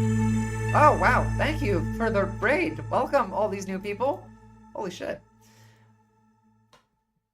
But, yes, as I'm saying, so the communications include correspondences from the who's who of Georgia's election denialists, including officials with ties to prominent national groups such as the Tea Party, Patriots, the Election Integrity Network, and a group run by Cleta Mitchell. These are Nazis. These are fucking... Not only are a lot of these are probably at the very least Nazis, but most of these are white nationalists. They fucking... Oh, holy shit. What is going on, guys? Thank you for the follows and all of that. But yeah, I should stop laughing, all right? The Tea Party is full of like white nationalists. The Election Integrity Network is literally named that because they're the opposite. They want no integrity in the election because they're fascists. They exist specifically to support the lie that there is election fraud happening. And by the way, this is a lie. I've covered it before, and so has millions of other people. You can go look it up on any website. There is no election fraud from the left. Almost every single case of election fraud committed in the last 5 to 10 years is committed by a Republican. And every case that isn't committed by a Republican is usually an accidental, like an old person that moved from one state to another and didn't realize that their state law required they deregister in that state before they register in this state. That's the most common Democrat election fraud. 75-year-olds who moved state. Whereas just last election, there was a woman that was arrested for trying to vote 50 times for Donald Trump. 50. 5-0. Every accusation is a confession from these fucking people. They're treasonous traitors and should be arrested. The entirety of everyone involved in this movement that we're reading about needs to be arrested and needs to be investigated by the DOJ. I'm sure some of them are even foreign agents. But I digress. Georgia's, so exactly. Here, among the oldest emails released are those regarding a 30th of January article published by the United Tea Party of Georgia, headline, quote, Georgia Democratic Party threatens Georgia election officials. Treasoning traitorously. Yes, exactly. They're treasoning traitorously at this very moment in time. And we're just allowing it to happen. The article was posted by an unnamed admin on the website and came in response to a letter sent to the county election officials throughout Georgia who had recently refused to certify elections. Quote, in what can only be seen as an attempt to intimidate election officials, the article began, the Georgia Democratic Party sent a letter to individual county board of election members threatening legal action unless they vote to certify the upcoming election.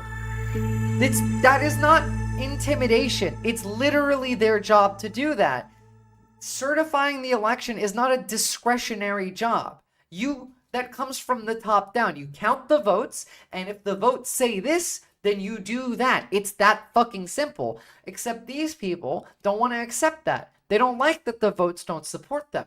They don't like that they lose. And so they have to figure out ways to change the perspective of this is intimidation. Motherfucker, you are part of the board of elections. You are being threatened with legal action for not doing your job because it affects the entirety of the country. Again, these people shouldn't have these jobs to begin with. I said it before the Raiders came in. I'm going to say it again. If you were an election denier in 2020 and you still believe that the election was stolen, then you have no right holding the position that you do. You should have been removed from that office ages ago because 60 court cases proved that there was no election fraud. And you still believe it? Of course you don't believe it. None of these people believe this. This is them lying because they hate you. They want a white nationalist fascist takeover of this country, and they are instituting it. It's funny that the biggest case of this starts in Georgia, probably because Donald Trump is petrified of Georgia from last time around. The letter had been sent by a lawyer representing the Democratic Party of Georgia to county board election official members in Spalding, Cobb, and DeKalb counties. Election board members in each of these counties had refused to certify results of local elections in the previous November. Oh, again, so you're continuing even on smaller ballot elections, down ballot elections, non-presidential, non-House or Senate. Just fuck you. You don't get to keep this job. You should be investigated by the DOJ. You should lose your job. Why are we doing this? Why are they still here? It's been 4 years. It's been 8 years since 2016. So 4 years, and they still get to keep their job. In their letter, Democrats sought to warn the officials that their duty to certify the results was not discretionary in an attempt to prevent further certification refusals, including the incoming presidential election. In response, the United Tea Party of Georgia took issue with the letter, calling it troubling. Troubling. They literally want the end of democracy. This is not an exaggeration to say this. It is true. They want the end of democracy. They want to institute an authoritarian fascist dictatorship with Donald Trump at the head. Doesn't matter that he's old. He could die the day after he gets crowned king, and they'll be fine. They just need to get to the crowning of him being king. But they're trying. They're shooting their shot. And again, this is just one state we're talking about. There's 70 of these motherfuckers all across the country, at the very least. Saying that it was, quote, Orwellian to demand that election officials certify an election even if they have unanswered questions about the vote. It's not their job to have questions about the vote. Their job is to say, does the vote number say this? Yes. Then yes. Does it say this? No. Then no. Their job is their job is to click a button. You put a green and a red button in front of them and they press one. That's their fucking job. And they can't even do that because they hate you. They don't belong in that position. They should be in prison, honestly, because this is treason. Again, we read at the beginning, according to the state attorney general, they don't have the legal right to do what they're doing. While the author of the article was not named on the United Tea Party of Georgia's website, the emails obtained by Cruz show that it was Hancock, an outspoken election denier. Which one? It was David Hancock. Outspoken election denier, member of the Gwinnett County Board of Elections, who has become a leading voice in the push for more power to refuse to certify results. Again, fuck off. You don't get to keep this job. You're actively trying to get other people to stop doing their job. Imagine if this was an Amazon warehouse and you were trying to unionize. How quickly they would shut you down.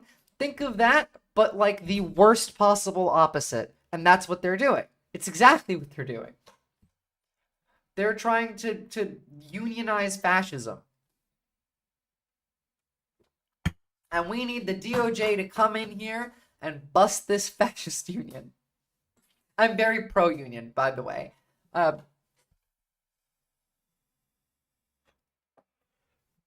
yeah.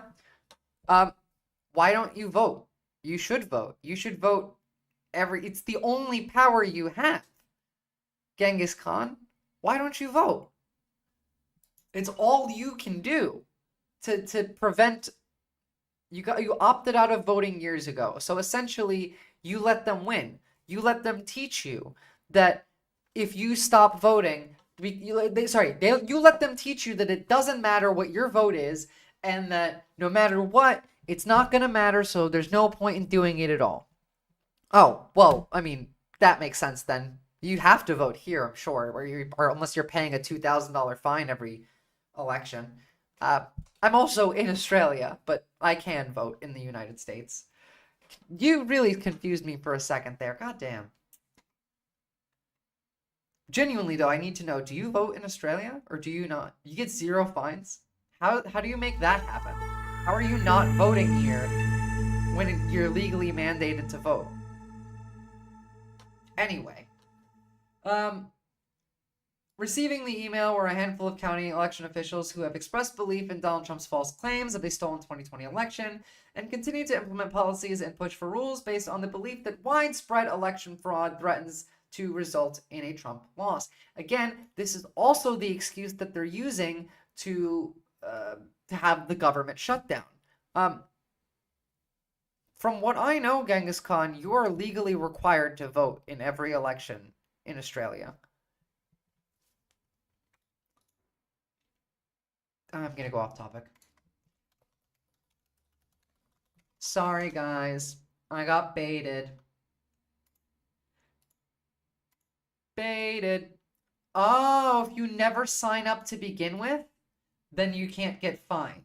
So you've never voted then. Because once you sign, after each federal election, the Joint Standing Committee conducts an inquiry into the election and considers public submissions. Recommended that compulsory voting should be repealed. The ALP and the Democrat members of the committee did not support. To be fair, I'm against compulsory voting.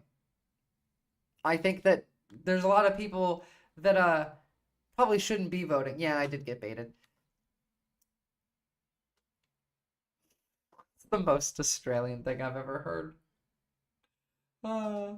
Under the Commonwealth Act of 1998, Electoral Act of 1918, it shall be the duty of every elector to vote at each election. Under the Electoral Act, the actual duty of the elector is to attend a polling place, have their name marked off a certified list, receive a ballot paper, take it to an individual voting booth, mark it, fold the paper, and place it in the box. They really had to spell that out, eh?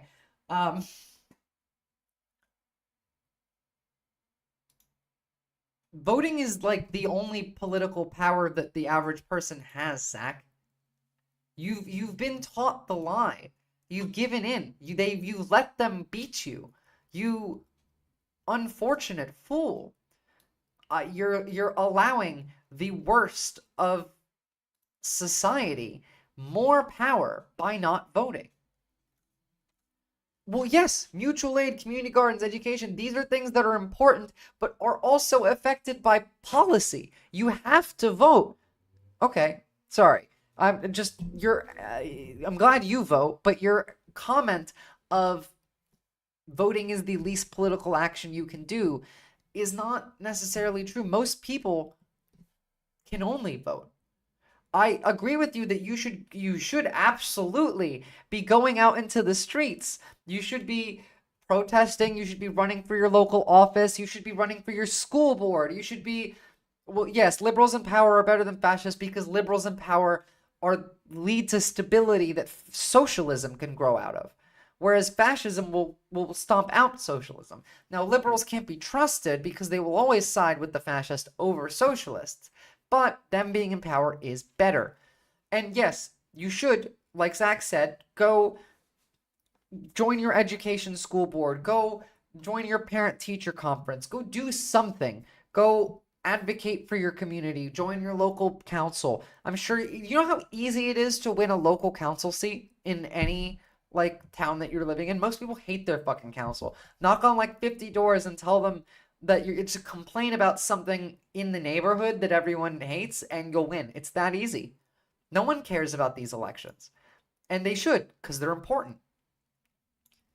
Anyway, off this, back to the topic at hand. Essentially, the people that got this email from David Hancock, the fake email that is, well, not the fake, the misleading email that is claiming that Democrats are intimidating election officials, gets spread throughout this group and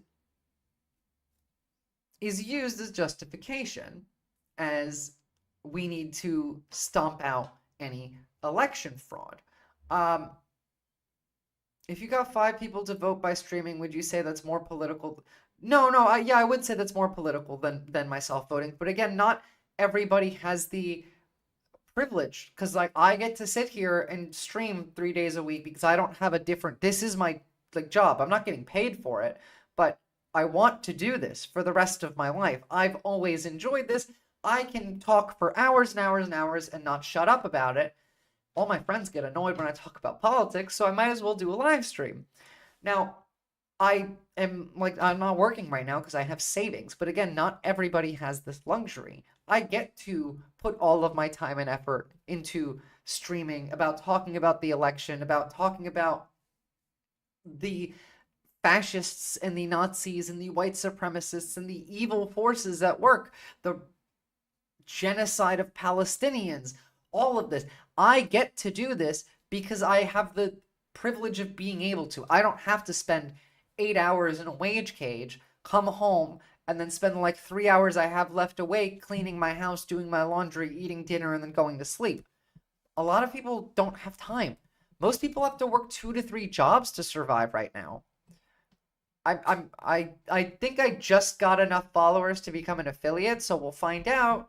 But at the moment, I'm not getting paid by Twitch. I'm not getting paid by YouTube. I have 1 Patreon sub. This is a hobby, but it's also what I want to do for the rest of my life. I don't know. I grew up watching TYT before they were terrible, and I was back in 2014, Mitt Romney and Barack Obama, that election. I was watching TYT and I realized this is what I want to do, and so I'm taking this opportunity to try and do it. And yes, I do hope I can get 5 people to vote. I'm doing phone banking with Progressive Victory on, I think, Wednesday, for Kamala Harris and Tim Walz. You can also, by the way, if you're on YouTube, there's a link in the description there for you to be able to join Progressive Victory's activities going in phone banking, canvassing, all of that. They're a great organization. Yep, PV mentioned. Definitely look into them and go volunteer. Do your part as a citizen and fight against the incoming wave of fascism.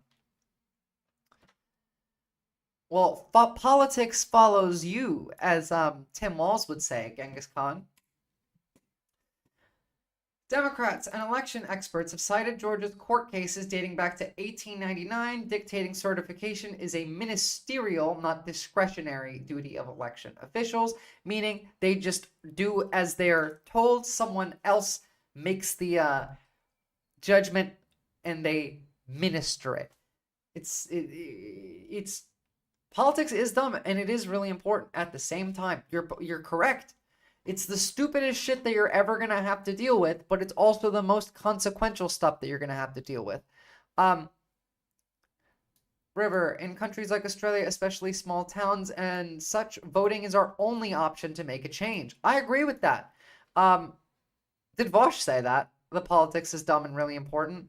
I didn't realize I quoted him there. Back to these treasoning traitorously traitors. Monday, a gathering of state-level election officials from several swing states, Gabe Sterling, a deputy to the Georgia Secretary of State Brad Raffensperger, warned county election officials that this could be taken to court. The communications also show members of the group coordinating on messaging regarding their false claims of widespread voter fraud. Ahead of a December meeting of the group, Adams, using her TeaPartyPatriots.org email, sent an agenda that included items about a, quote, New York Times reporter traveling to several counties in Georgia. Another agenda noted that the Federalist, a right-wing publication, was seeking freelance writers. They're going out of their way to, A, lie to you, to make you question what's real or what's not. This is not even like this is not a topic that is foreign to people. Hold on, let me pull this up just a second. This is important because this ties into a lot of other things. Where are we? So, if you were paying attention and saw the Tenet Media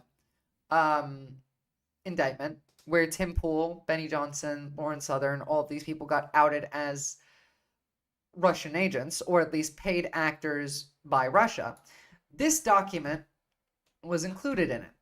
Now, this is a wait, this might not be the right one. Yeah, never mind. This is the wrong article, but this is also some crazy batshit stuff that they say. Hold on. I thought I had the right one. That one? No, it's not this one, but we'll move on. But someone asked me, are you pro-white nationalism? Yes, I'm pro-white nationalism, said Miss Loomer, but there's a difference between white nationalism and white supremacy, right? A lot of liberals and left-wing globalist Marxist Jews don't understand that, she added. So this country really was built as the white Judeo-Christian ethno-state, and over time, immigration and all these calls for diversity is destroying our country. This is a fucking traitor and is an un-American. This person should be deported. Laura Loomer should be deported, honestly, because she's anti-American. She's not even un-American, she's anti-American. That goes against literally every ideal that this country was built on. Couldn't find what I was looking for, but I found something else to make a point out of, whatever. Group has heard from speakers at their meetings that include state election board members Dr. Janice Johnston, who is one of the people that we're going to talk about a bit more in a second, an election denier who smiled and waved to the crowd at Trump's 3rd of August rally in Atlanta, in which he praised her and 2 other Republicans on the board as pit bulls fighting for victory. Again, Donald Trump specifically called out these 3 state election officials by name, and normally these people don't usually matter. These are people like you and me. Generally, we don't pay much attention to these people, but there is a reason why there is being attention paid to these people. One agenda also noted that Frank Schneider, an election denial activist who has challenged the eligibility of more than 31,000 Georgia voters, would speak at the meeting. I'm assuming this is because something immigration, not American, blah, blah, blah, blah, blah, blah, blah. Other speakers at the group's meeting include Garland Favorito, perhaps the state's most prominent election denial activist, who constantly pressures the state's election board to launch investigations into supposed election fraud, as well as implementing policies and rules he and others frequently submit. Again, there is no election fraud except from Republicans. They have looked for it in federally, on the state level. Texas spent like a bunch of time looking for any kind of voter fraud. They started out looking for undocumented immigrants voting, and they could not find anything. It just does not happen. In a separate release of emails obtained by The Guardian, Favorito is seen scheduling a July lunch with the state's election board chair, John Fervier, a moderate Republican who voted against recent denier-based past rules. John Fervier is definitely still relevant here. He may have voted against the rules in the past, but he's still on the election board, and I believe he's one of the ones that voted in favor of it this time. Another member was Sally Grubbs, the chair of Cobb County's Republican Party, who successfully petitioned the state election board to adopt a rule that gives county election officials more power to refuse to certify election results. Amanda Prettyman, an election denier who spoke about, you know what? Forget this for a second. Do you guys know why the right wing seems so effective and why we feel so powerless against them? Thank you. Hold on one second. I'm gonna go on a rant, but I need to fix the blinds because the light's in my face.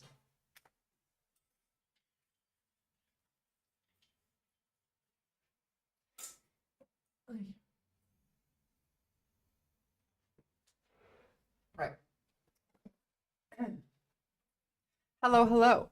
So, why do you guys think that the Republicans are able to do this kind of stuff? Why does it feel like we're so powerless against this wave of fascism and this wave of horrific shit that keeps getting thrown at us? Well, it's because of people like this. It's because of people like Amanda Prettyman.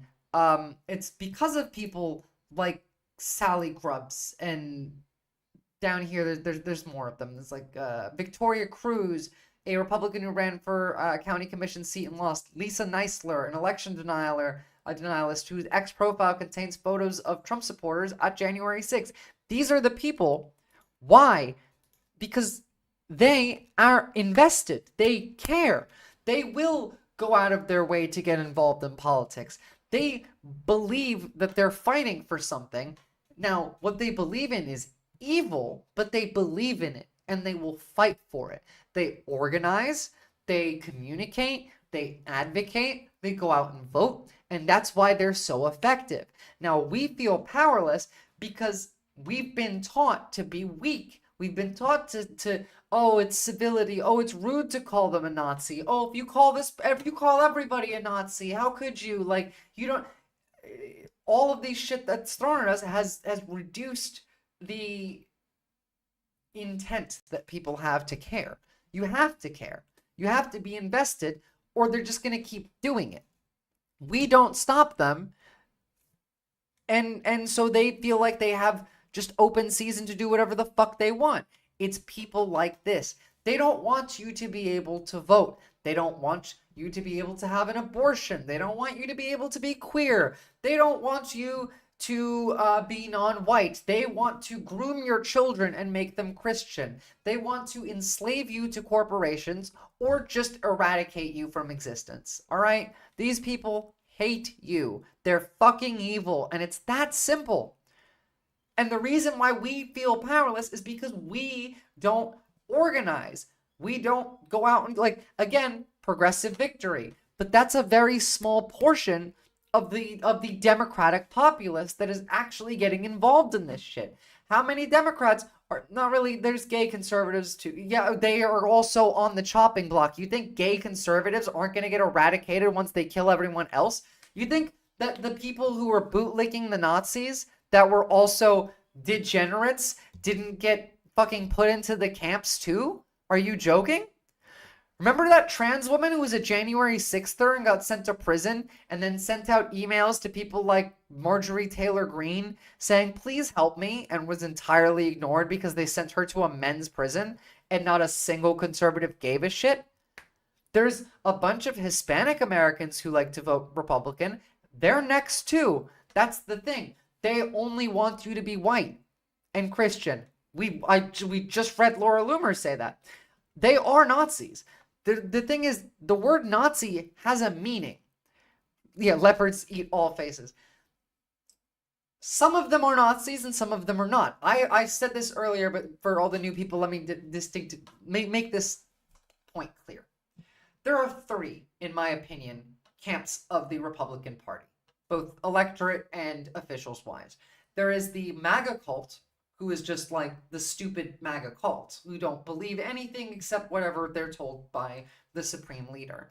There is the J.D. Vance, Peter Thiel, like corporo technocrat Nazis, which are their own thing. And then there are the white nationalist Christians. All three of them work together, they interact together, but these are three separate camps of the Republican Party. Anti-Semitic and ethno-nationalist equals Nazi. I mean, yeah, exactly. They match the description. Now, in fact, even the Christian nationalists still do match the description of a Nazi. They're just Christian Nazis. It's really clear, guys, and I don't care I don't care if I'm known forever as the woman who calls everybody a Nazi, because I'm right. They're Nazis. They objectively are. If you're paying attention, you see this. They hate you. So go out and organize. Go do what they are doing against them. Hold up. There's also African American Christians that don't fit any of that, and LGBT progressive. It's not about Christianity. It's not about the Christianity. When I say Christians, I'm an evangelical, like Christian extremists is what I'm talking about, okay? Like the Utah Mormons, the fucking 34% of Americans are like evangelical Christians that are pro-Israel because they believe that Jesus is going to come back from the rapture. All right? These people are insane. They genuinely are. It's not about being Christian. It's about being white. And the Christian ideals that they want to make law, like banning abortion, banning IVF. They want to end trans healthcare. They want to take away gay marriage. You think that just because there's gay Mormons or fucking any kind of queer Christian like Republican means that they give a shit about them? They're just going to kill all of us first and then them. This is how it's always worked. Yeah, exactly. Hold on. That's a great question. Wisley? I don't know how to say your name. Nick Fuentes, Mark Robinson. You keep going. You got the list going. You can handle this. I've said my piece. These people are fucking Nazis. They hate you, and they want to take your rights away. And the reason that they get to be so effective at it is because they actually care. They are invested in this. They want to do this. Yeah, I know it was you. I didn't know if you wanted me to like say your name or whatever. Thanks, Wesley, for the backup. But my point still stands. So no, the Nazis were National Socialists, sure, but the national part there is the important bit. They were very little on the socialist. They were very light on that side of the scale. Yeah, there are the people that show up on November 5th. These are the people. It's so stupid. Socialists aren't Nazis. No, it doesn't work. Because it's about what you want for other people, you fucking moron. National Socialists are Nazis, sure, but I'm a libertarian socialist. I don't think the government has any fucking business in your personal life. I don't think the government has any business coming to your house and telling you, oh, you can't have that. Or, oh, you can't have an abortion. As long as you're not harming other people, they got none of your business. I believe in socialism financially, but not in the social and personal lives of people. Wanting to protect the rights of everyone versus wanting to take away certain people's rights is not a difference of opinion. Exactly. It's not a double standard. Those people are Nazis because they want to take your rights away and they hate you. I'm a socialist and I want you to have more rights than you've ever had before. What do you think is better? What do you think is better? And this is why. It's these fucking people. Now, what could be the possible outcomes that come from this? Well, This is a TikTok from before this happened, by the way.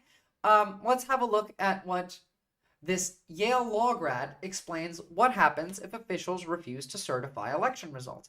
Now, I will say I don't necessarily agree with her conclusion here. Not that it's untrue. It is perfectly true. But I do think that they want to go a different route than she said. But let's have a listen. Meryl Streep asked VP Kamala Harris the elephant in the room question the other day. She said, I think you're going to win in November. But what happens if he meaning DJT, and the officials refuse to accept and certify the results? And honestly, more people should be talking about this. And I know at first this seems like a wonky, out there question, but it really isn't. Our system is very complex. And as you know, it's not just the majority who decides who wins, but there's a lot of moving parts to selecting a president. I went to Yale Law School where I focused in constitutional law, specifically the Electoral College. And DJT has hired a team of very smart and tricky lawyers and understand the legal ins and outs of this process and are already mounting a ground game to do just that, refuse to certify. Again, funny that this is prior to the election board in Georgia making its decision. So I'll explain it to you as simply as possible because you need to understand how this works. Okay, so a bit of background. There are 530. Oh, we got a live one in here. We got a full-on MAGA. Your brain has rotted to the point where I believe that the government should be giving you money every month to pay for like a carer. You have lost the ability to think and act for yourself to an extent that you're essentially disabled. They have disabled you. Do you understand this? This is what they're doing to you. They're making you disabled. 8 electors. To win, you need 270. In each state, this group of electors is called a slate. Really, they're just a bunch of individuals like you and me. Now, here's where the tricky part comes in. In order to win these electors, the results have to be certified. It's not a given that someone just wins. Certification is necessary, and that's basically just saying, hey, this was a free and fair contest, and everything has been counted. But which, as much as they'll like to deny, they have never found any evidence for. Local and county officials, the people respond. Well, of course it is. Of course it is. That's the whole thing, isn't it, Wesley? Is they like to frame this as a battle between... Yeah, genuinely, that chatter needs help. They want to frame this as a battle between the left and the right, the socialists and the Nazis, or whatever the fuck they want to say, the Jew haters and the Zionists. None of it there. None of that is the point. This is class warfare. We have been split, like, as the working class, as the labor class. They've spent decades inducing the thoughts and the actions that have fractured any chance of the working class essentially unionizing as a whole and demanding our rights and our money from the rich. Again, the rich don't pay taxes. Donald Trump wants to cut the richest taxes even more. Where do you think that money comes from? You think it just appears? No, it comes from you. You're paying for those tax cuts. I'm paying for those tax cuts. We're all paying for those tax cuts. They hate you. They just want your money, and they want to suck every amount of happiness from your life. I mean, yeah, but she's less shitty than Donald Trump, and under Kamala Harris, we will have stability, which will, it doesn't fall out of a coconut tree. Wesley, you're incredible. I love you. Thank you. That is probably the best response to that. Look, just because Kamala's so let me explain something to you. Obi-Wan Baloney, right? We have legalized bribery in the United States. Citizens United, look it up. We literally have legalized bribery. Now, all of our elected officials are corrupt. They're all corrupt by corporate money. Every single one of them are. But there is still a distinction and there is still a difference. Kamala Harris will have stability under her in which we can have the ability to advocate for more of our rights. We can lobby them. We can organize. Whereas if Donald Trump wins, they will take your right to organize away. Remember during Black Lives Matter when Donald Trump asked Mark Kelly? who is the general, if they could shoot protesters in the legs with live ammunition, I think that is insane. I don't think I don't know how to respond to that. I think that's literally insane. This man has advocated for shooting protesters. Oh, you're a Tulsi and RFK stan? My guy, you are out of your mind. You need therapy. You need to touch some grass. You're worse than the other guy. The other guy was just full MAGA cult. You have RFK's brainworms in you. Somehow.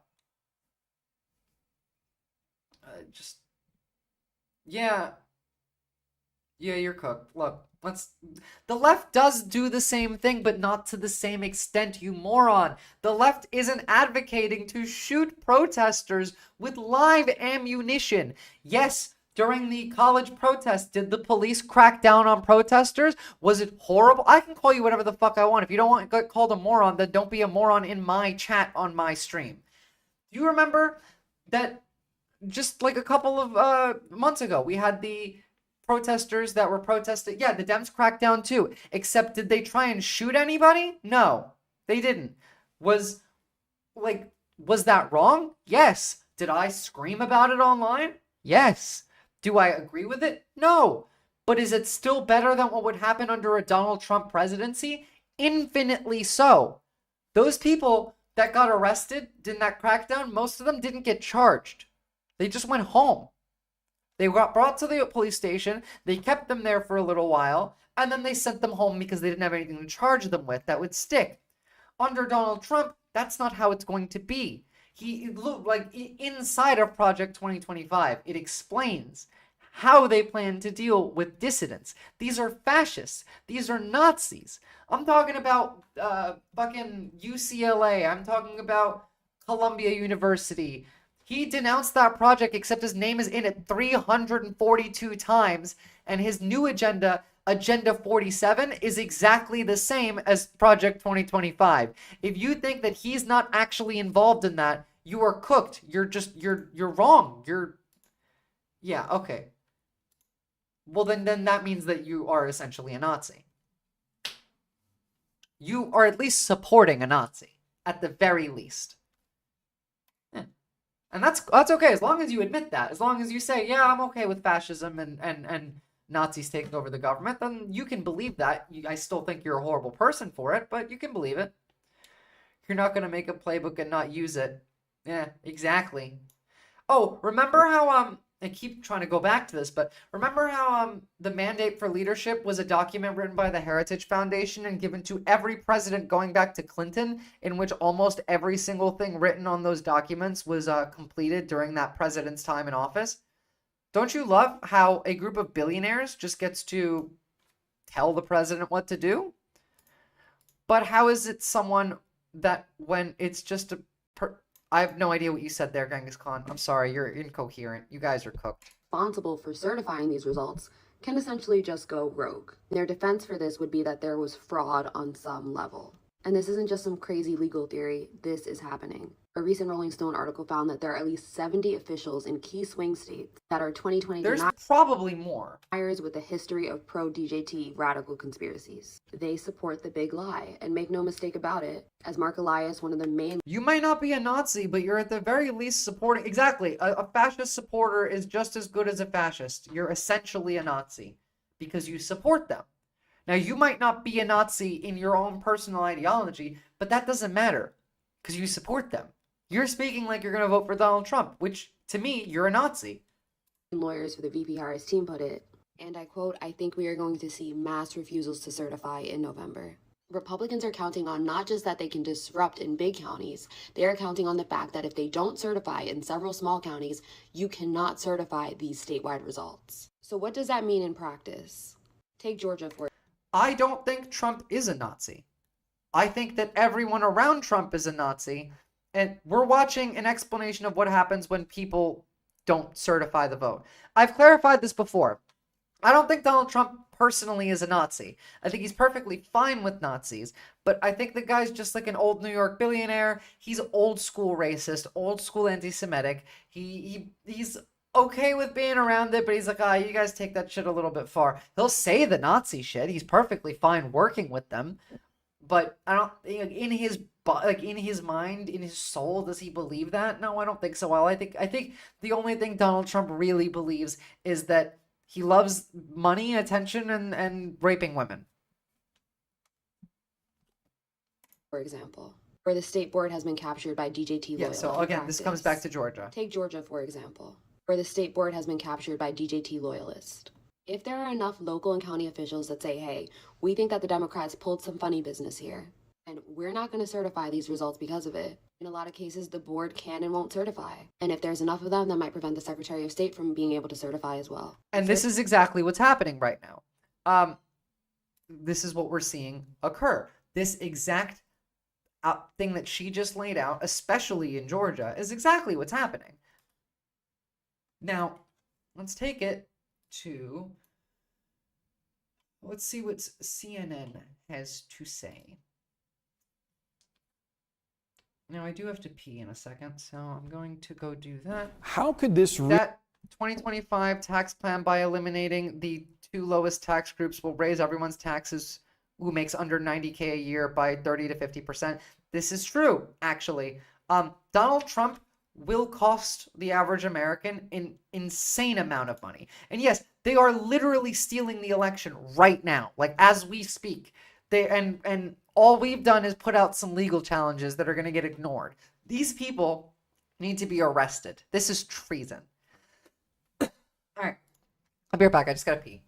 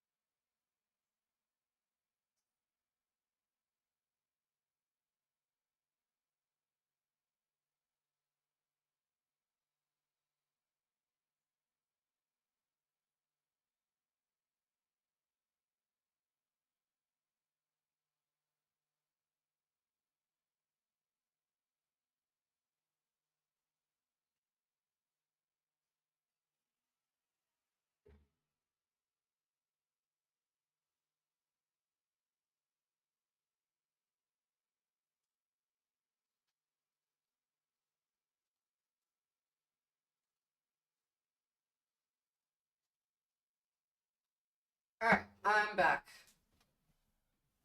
What is going on in my chat?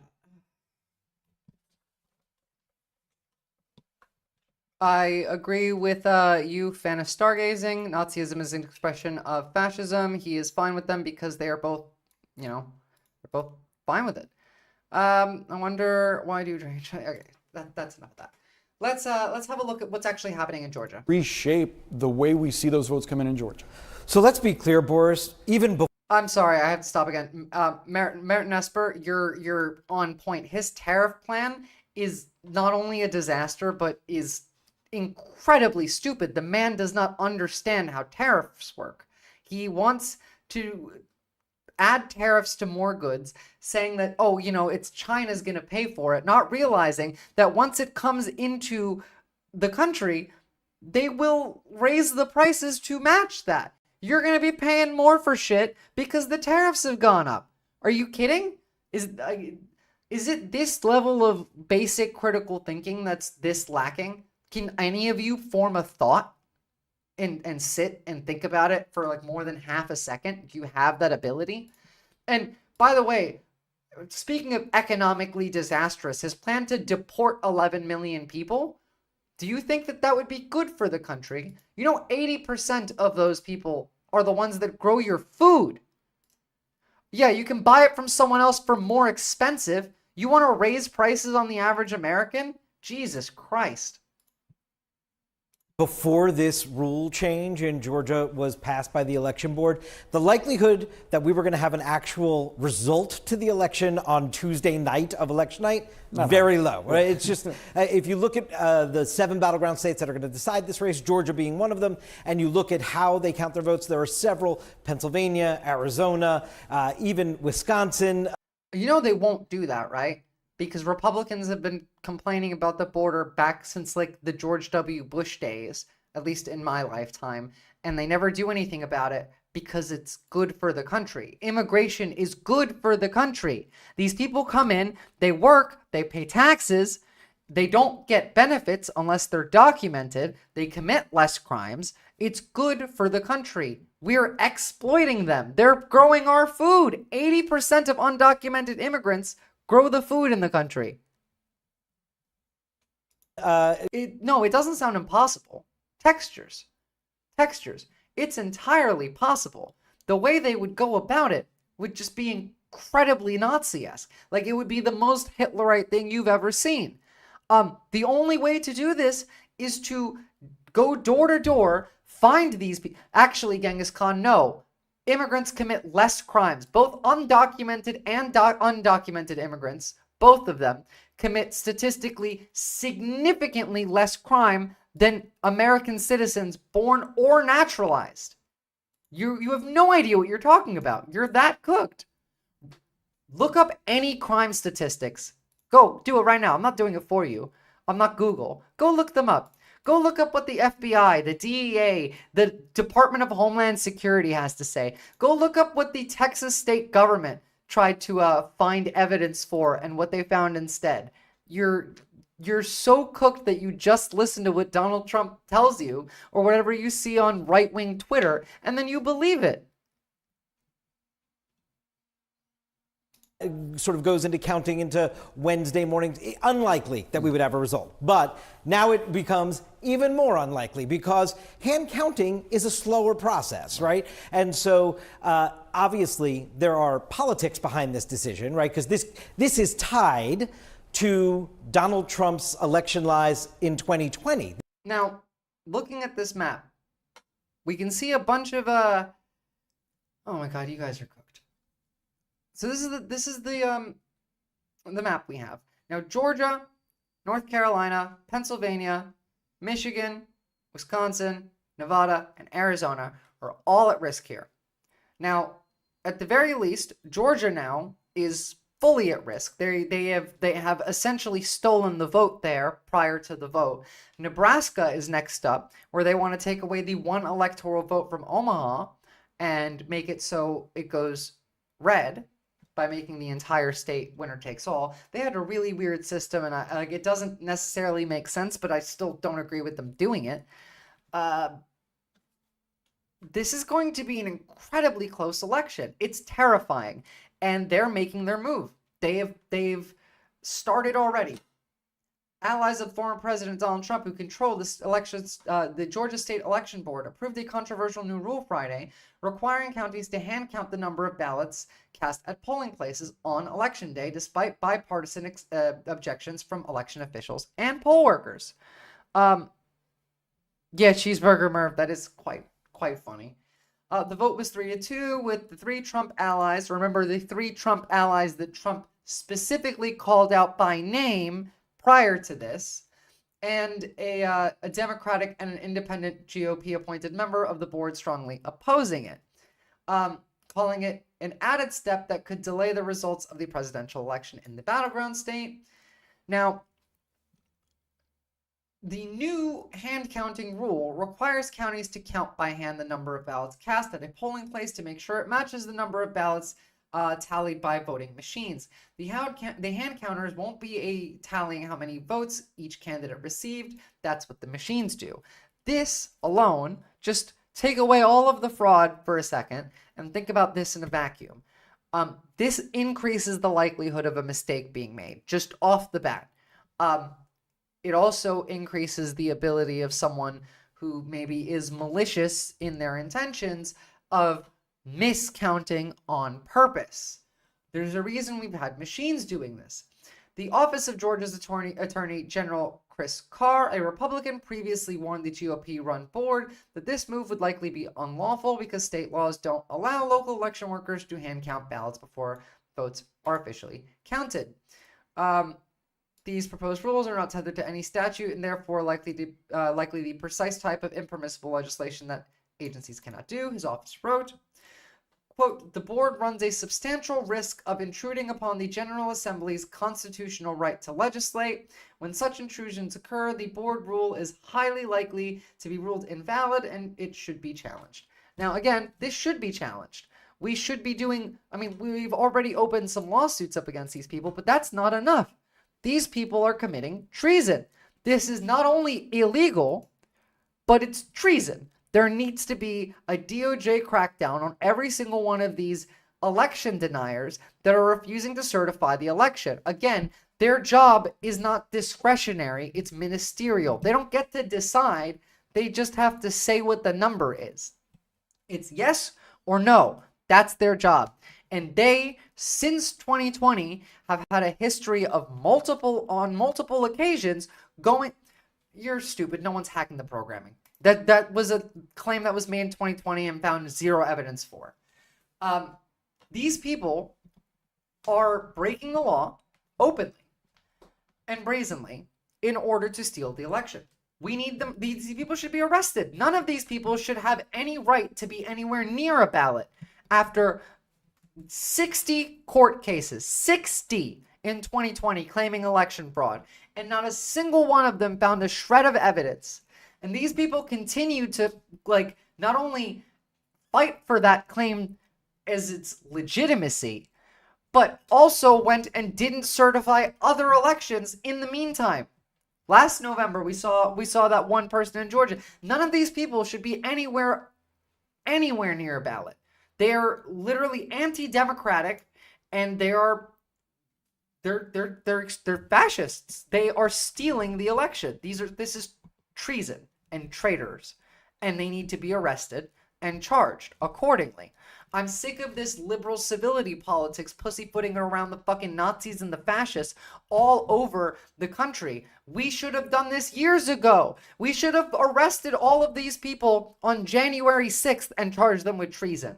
Treason, not trespassing, not disrupting an official proceeding. Treason. They tried an insurrection, and they're doing it again right now. This is an insurrection right here. And I've said this for months, by the way. I knew that this was going to happen.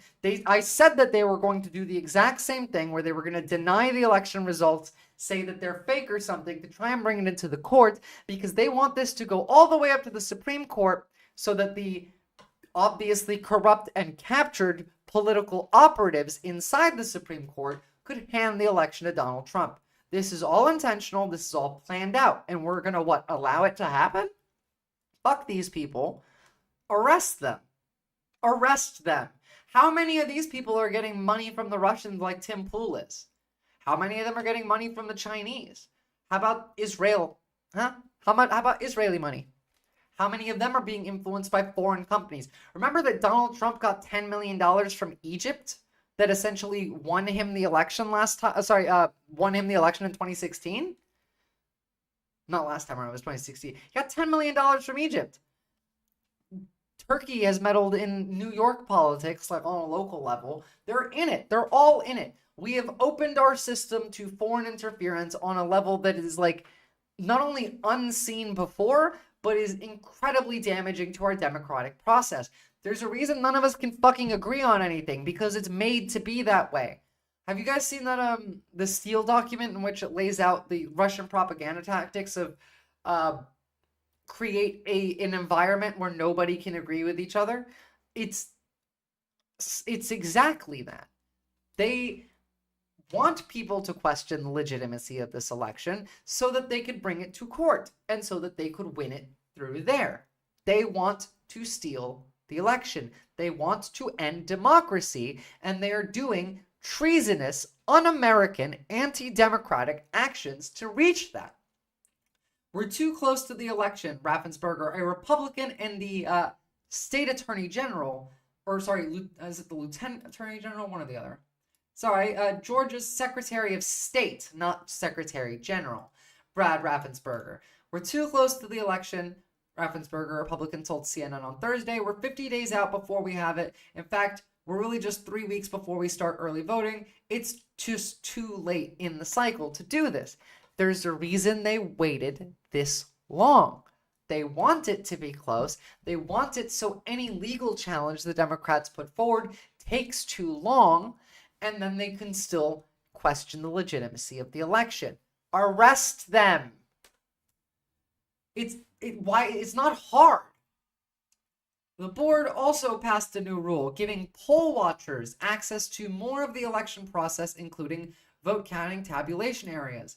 A new rule for tabulation centers was proposed by Julie Adams, a Georgia conservative who is known for peddling conspiracies about election workers and now serves on the Fulton County Board of Registration and Elections in Georgia's largest county. She should not be able to have that job. Again, this is another person that should be in prison. It's almost like we're shifting towards a political system with global input. Kinda, yeah. I mean, they did nothing legally. None of this was legal. They had no right to do that. They don't have the right to administer these kinds of rules. We read it already, if you were paying attention. They can legislate based on what the General Assembly tells them to. They're not allowed to make up rules. They're just allowed to change how the rules that are already in place work. No, voting for Harris won't change anything in conflicts overseas. It will just make your life better. That's why you should vote for Harris. Not because it's going to stop anything overseas, not because it's going to change anything. Kamala Harris isn't going to change anything. She's not. She's going to be the status quo. And I will take that over a fucking Nazi taking over the government. You guys are pro-Nazi. And what? What? Because we're not going to be able to stop Israel, which we all want to stop Israel. Too fucking bad. Neither of them will. Donald Trump would let Israel nuke Gaza. He will give Ukraine to Russia. He will start a war with China. That's not true. You're, again, spouting nonsense. Kamala Harris's economic plan saves you $6,000 a year on average. Exactly. Somewhat progressive liberalism versus orange Hitler. We already have one Hitler in the world right now, Netanyahu. We don't need another Hitler in this country. Fucking Germany has fallen to the Nazis again with the AfD. We have Le Pen still like being like a little shit in France. We have what's her name, Meloni in Italy. We need to denazify the West. And you know who's a big contributor to the spread of Nazi propaganda all throughout the world? It's Russia and America. Shit. Okay. Is the invasion happening now? I was expecting it to be a week or two later. Link, please. Yeah, the president doesn't control the prices. Are you kidding? That's not how the market works. You are so stupid. You are genuinely like mentally retarded. You are the most unfortunately like yeah, why is this 8-year-old so interested in politics? Okay. So, the state attorney general's office previously said that the poll watcher rule seeks to expand the enumerated locations where poll watchers may be designated beyond those places identified in the statute and would likely be overturned if challenged in court. Again, another part of the illegality of the actions of this election board. And again, this is a fucking Republican Secretary of State saying this. Yeah, that makes sense, Cheeseburger. People are just waiting. I don't think it's going to happen now. Unfortunately, a few bad apples, a few miscounts here or there, a few double counts lead to an overshadowing of the great work. This is not true. Oh, sorry, never mind. I skipped it. This is Janelle King and her lying. Here we go. State Election Board member Janelle King, one of the 3 Republican members of the State Election Board who Trump praised last month, told reporters before the meeting that the changes are necessary, claiming that, there's double counts or miscounts or bad apples, none of which she has any evidence for or can substantiate in any way. So this is a very difficult position. Do we maintain the status quo because it's easier, or do we make a few adjustments so that we can be better? Better in the sense that we are now less democratic, sure. After the vote, Democratic and Republican National Committee responded predictably with a rebuke and a praise respectively. This is pretty bad. This is some pretty bad shit. Now, regarding the Georgia State Election Board, I have a couple things here. So Oversight America, back in July, sued the, Hezbollah's holding funerals. Right, makes sense. Back in July of this year, the American Oversight Organization sued the Georgia State Election Board for violating the Open Meetings Act. And we'll get into what this means in a second, but just understand they have been doing this for a while. They are fully invested in illegally stealing the election. 3 members of the state election board rammed through a last-minute meeting to consider a controversial rule change without adequately notifying the public.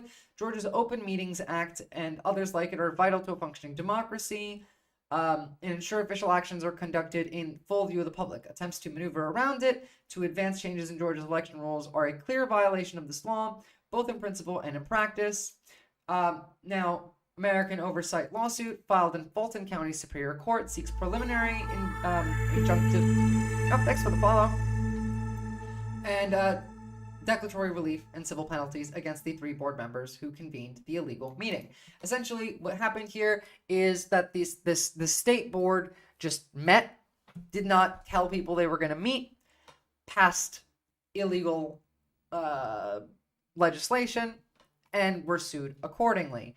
Now, according to the report, during the illegal July 12th meeting convened by board members Rick Jeffries, Janelle King, and Janice Johnston, again, the 3 that voted in favor of the hand counting and the increased poll watching, which was also illegal, the SEB considered, the state election board rather, considered 2 proposals, including one proposal by Jeffries requiring counties to post certain election results that the Secretary of State's office already provides, which was not previously announced or shared with the public, nor read in its entirety at the meeting. Earlier this week, American Oversight sent a letter to the SEB Chair John Fervier and all board members alerting them that American Oversight and partners in Georgia may pursue legal action. They did. Now, what happened after this is just about a week later, Georgia Election Board withdraws rules approved in illegal meeting following American Oversight lawsuit. Now, again, this is good. You know, sometimes sorry, just reading chat for a second. Sometimes the lawsuits do work, and it's a matter of putting pressure on these people. We have now sued for the current, illegal laws that were passed saying that they are illegal. If we put pressure on them, maybe we can overturn it. But we have 50 days, guys. We're fucking in it. We're here. The battle lines have been drawn. The horns are blowing. There are barbarians coming at you, swords drawn. Their archers have knocked their arrows. What are you fucking gonna do? I mean, your life is not a lie, Cheeseburger. You can undo the propaganda. I have no idea what the fuck you meant, Obijan Baloney. But, so, yes, so they overturned that rule meeting. And now let's have a look at the Georgia State Election Board approved a new rule today, blah, blah, blah. Speaking with Luke Russert at our event in Chicago, Stacey Abrams warned about the steps that could delay the presidential elections. Let's hear what Stacey Abrams has to say. The lawsuit, it took a week. The threshold. It took a week for them to overturn that illegal action. Under which... Well, rather, they didn't overturn it. The State Election Board withdrew it because they knew that they were fucked. Someone can challenge whether a ballot gets counted. And the reason they're doing that is because there's a really strict timeline. Once elections finish, you have a number of days where you have to, at the local and state, so there are more than 3,000 counties. I fucking hope so.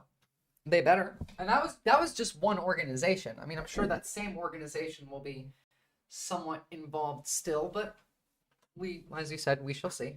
They have to certify those ballots.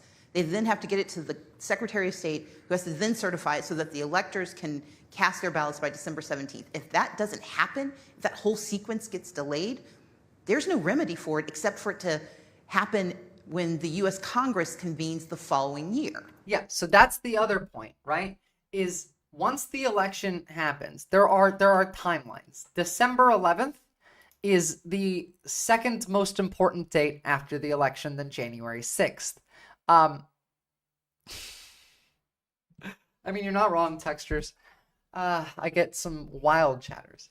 But again, January 6th is the most important date after the election, but December 11th is the second most important. If they can't manage to get an official vote count, like certified, by December 11th, it goes to Congress. Congress gets to decide who's the president. The Senate gets to decide who's the vice president. This has happened one time before. But imagine that, you know? Imagine how bad that would be. Imagine how horrible, not good for the Dems, yes, but also not good for you guys, because it's not the current House that chooses the president. It's the next House. So let's say Democrats win the House, but not the presidency, and you guys still pull this shit. That means we get to pick the president, and you guys get to pick the vice president. Either way, that would be horrific for the country, because nothing would get done in general. Nothing would get done between a Democrat and a Republican being the president and the vice president. Now, if it was any other case, if we had a better, we can have Trump Kamala. I would rather not. If it was like back in the day, maybe that could have been fine. We could have made it work, not with Trump or Kamala, but with like an actual Republican, not a Nazi. Again, because the Republican Party is no longer conservative. They're fascists. They've moved to the right. This is not a viable option anymore. I think it's actually the House that picks that one, one vote per state, not the Washington, D.C. House. No. If by December 11th, the entire, like, vote count is not certified, it does go to the House of Representatives. A Nazi was, oh my God, dude, I'm not going to bother with you. I'm going to give you a mute in like half a second if you don't start paying attention, Genghis Khan. Don't make me throw up in my mouth, cheeseburger. Let's see.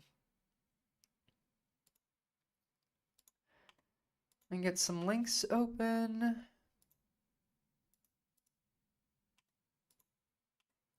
We got a lot to go through with this one, so let's give it a go now. So this is this is Donald Trump calling out these specific treasonous traitors that are doing treason traitorously. Personally, a month ago, heard, but the Georgia State Election Board I will buy you a cheeseburger if Joe Rogan wins in 2028.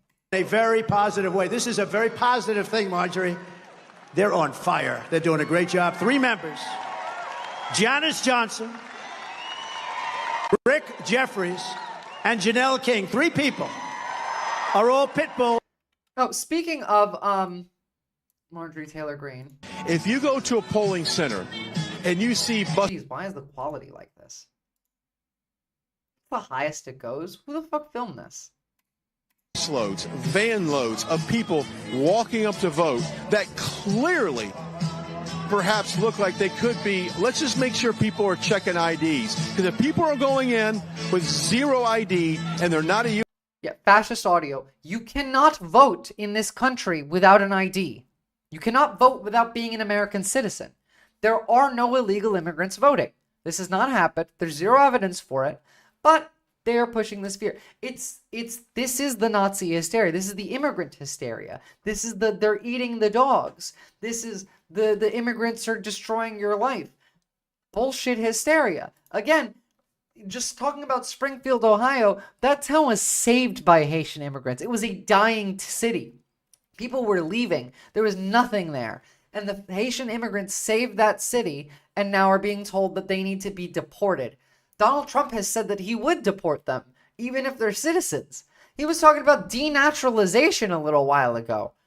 You want to see fascist? You want to see what a Nazi Donald Trump is? I'll show you. And they shouldn't be allowed to give me a second and I will show you. Vote, period.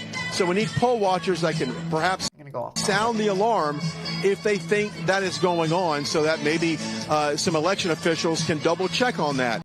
Yeah, okay. Fuck you. Let's look at what an actual 7th. Nazi sounds like. Give me a second. I need to go take some painkillers. My arm is hurting. Yeah, sorry, I lagged there for a second.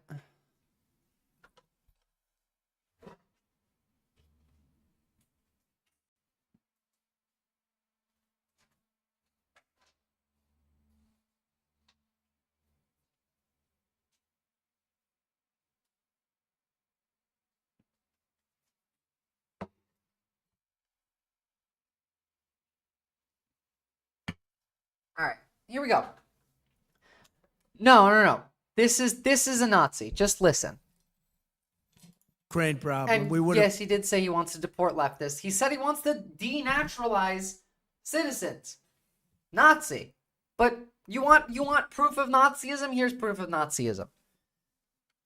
Never had these things, and we wouldn't have that I can tell you. Here we go. And we wouldn't have 21 million people in our country right now that shouldn't be here. Oh, sorry. I said he wants to deport 11 million. It's 21 million now, apparently. This would destroy the country, just so you know.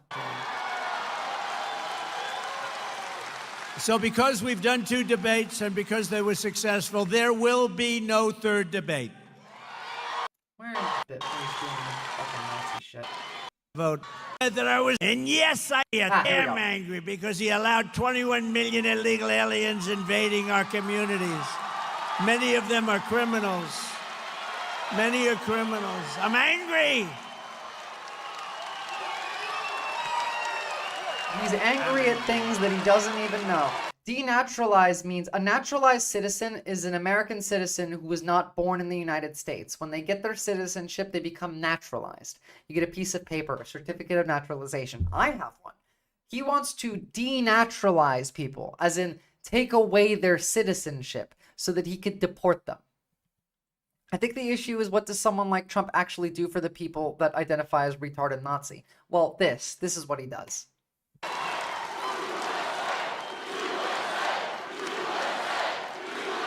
USA, they shout as they advocate for the death of the USA. They said he's an angry person. No, they're destroying our country. I don't like. She's smiling. All practice, right? Did you see her? She's like a. We're talking about a border invasion, the likes of which no country has ever suffered, and she's like this. Yeah, border invasion, sure.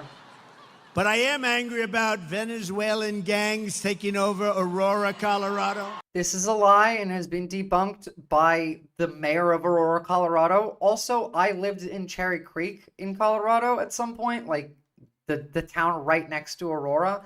This is fucking ridiculous.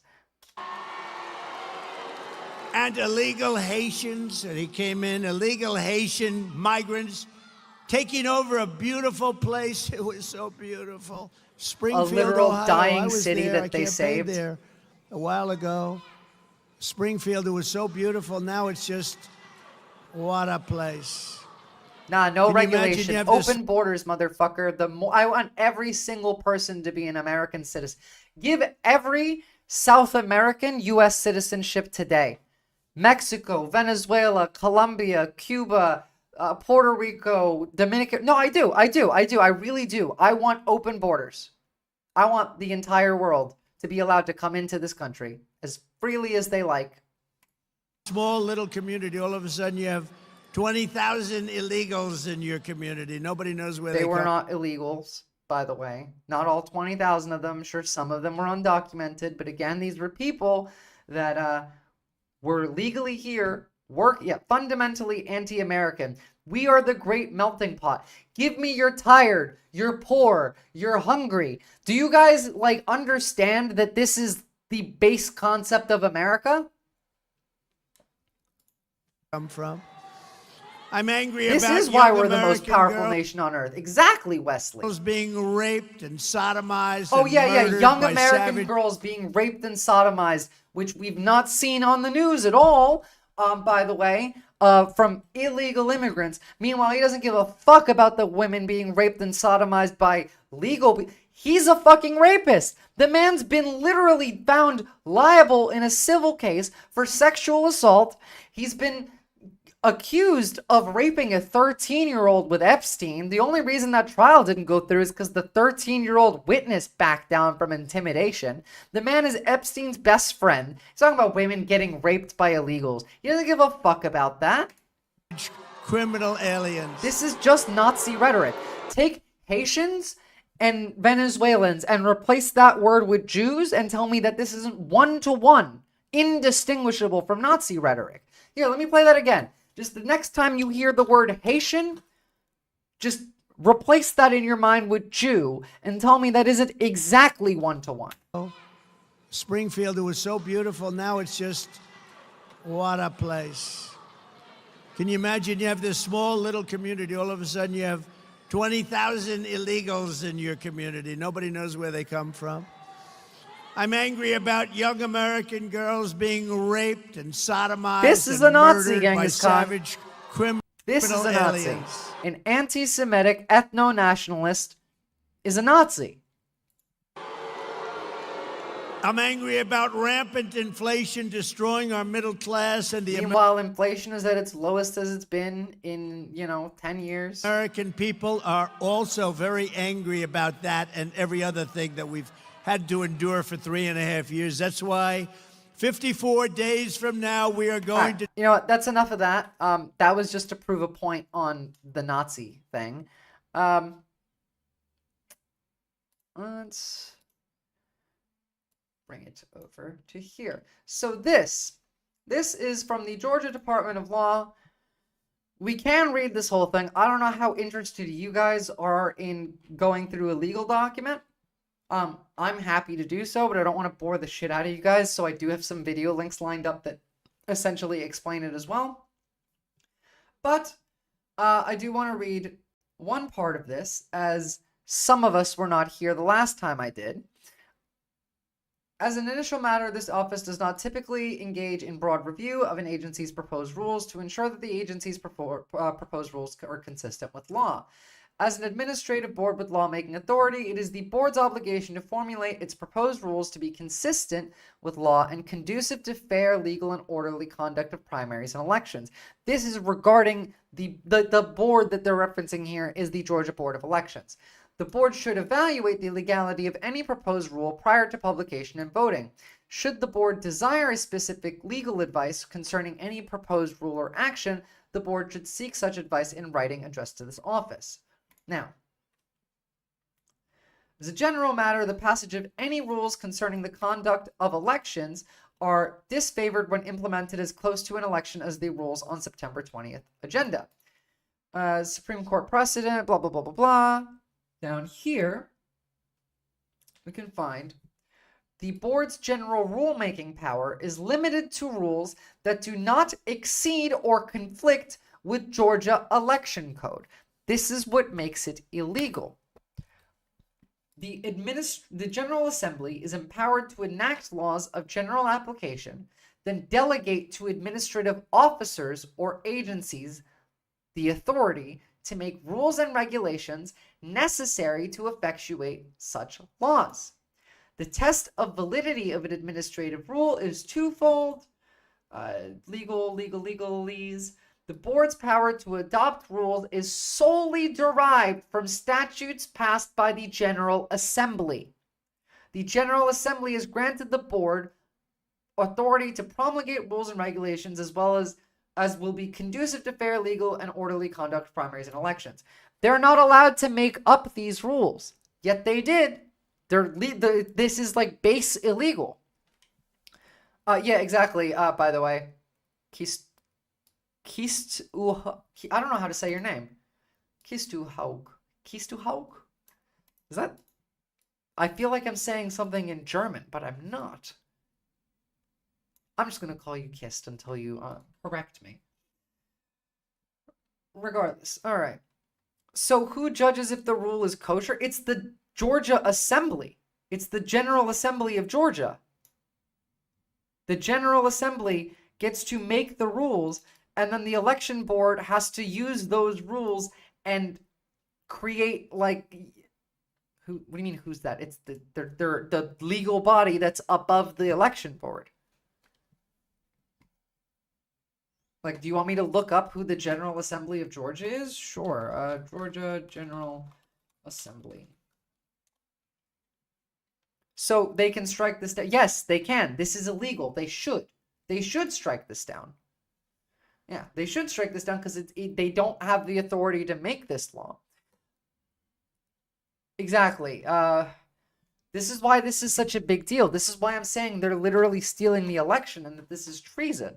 Because they've been infiltrated by political operatives. If they let it go through, that means they're stealing the election. This is treason. They're at least making it easier to steal the election. If this alone doesn't do it, which it could, this alone could do it. No, it's not done legally. This is illegal. It wouldn't be legal because it's based on this, and this is illegal. Do you understand? Like, here we go, hold on. However, a broad grant of statutory authority to promulgate rules is not unlimited grant of authority. Although the General Assembly may grant administrative authority to promulgate rules and enforcement of the General Assembly's enactments to agencies like the board, the agency's authority can only extend to, quote, adopt rules and regulations to carry into effect a law that has already passed. Yeah, this idiot is saying that, guys. Just ignore him. He's either a troll or just genuinely brain dead. I don't know. The fact. All right, this is Sarah Tyndall Ghazal. She was one of the members of the election board that denied this motion, although it still passed. Google what a Nazi is, Genghis Khan. Just Google it. Go read Wikipedia for like 10 fucking seconds. The fact that my colleagues are willing to completely disregard advice of our counsel, we are represented by the Attorney General's office. We were told flat out that this was not a lawful use of our authority. Tuna loaf based socialism is the bee's knees. In fact, all bees, every single bee that has ever existed is a socialist and also is pro-socialism. Just so you know. If you like honey, that comes from socialism. By the way, your iPhone comes from socialism too. Look up ARPANET and look how much money that government money went into the development of the first iPhone. You guys don't know what socialism is. Genuinely. Any of you people that are in here saying socialism sucks or like Genghis Khan, none of you could actually explain to me. You could not define socialism. Bees are my comrades. In fact, indeed. I found actually quite shocking. I wondered when I saw that today, especially when the chairman of the board, who voted the same way that you did on most of these rule changes, when he explicitly noted at today's hearing, we are taking this action. If you vote in favor of this, this is in contravention of the legal advice we have been given about what we are legally allowed to do. I wondered if there might actually be... Mao wasn't a socialist, you buffoon, you fool, you genuine fool. Potentially worries among the majority of the board that voted for those changes that they might have been contravening Georgia law simply by taking this vote and trying to... No, Rachel Maddow, come on. This is my fucking problem with these people. They're talking about this like they're... Like it's a maybe. No, this is. They are controverting Georgia law. They genuinely are. Be potentially worries among the majority of the board that voted for those changes that they might have been contravening Georgia law simply by taking this vote and trying to take actions that they're not legally allowed to take. You would think, but I also would suspect that if they were actually concerned about it, they would have voted differently because... Well, exactly. They're not concerned about it. This is fucking intentional because they're traitors and committing treason. I'm going to keep saying it. These people need to be arrested. Every single one of these people need to be investigated. Every elected official should be investigated. Like from the top down, all of them need to be investigated. Yeah, you know, it's weird when you start engaging with the left like openly and doing some critical thinking, you start to move to the left. Socialism is the bridge towards communism. Communism is a good thing. It's just not going to happen in our lifetime. That's a long goal. That's a far, far ahead goal. We're still fighting for basic socialism. I don't need to think any further than that. All right? I don't need to worry about communism. I just want socialism. I do think that most Democratic elected officials also should be investigated, Genghis Khan. I said every elected official needs to be investigated. Every single one of them. Communism has never existed in our world, Vix. Like you're just another one of these brain dead folk. Stop listening to Donald Trump. Go read Capital for one. Counting the ballots is theater, frankly. It doesn't add. I am 100% sure that no country on this earth has ever been a communist. No, he wasn't. He wasn't. No. They were red fascists, you fucking morons. Nope. Maybe Pol Pot, but he was insane. Pol Pot may have been, but I can't say maybe. He was insane. Communism does not exist. I know way more than you do, all right? Get the fuck out of here. Don't argue with me when you don't know anything. Go read Capital for one. Actual security, there are so many backups and ways of making sure that we know how many ballots were cast. Communism is bad, they say. Name people that aren't communist and have never been communist. Name countries that aren't communist and have never been communist. There you go. Alva? What about Alva? He's not a communist. He's a liberal. That it's confirmed 3 different ways.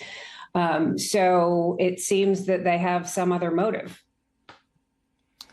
Sarah Tyndall Gazelle, the lone Democrat on the Georgia election board. As I said, I know that you're in a very difficult spot on this board.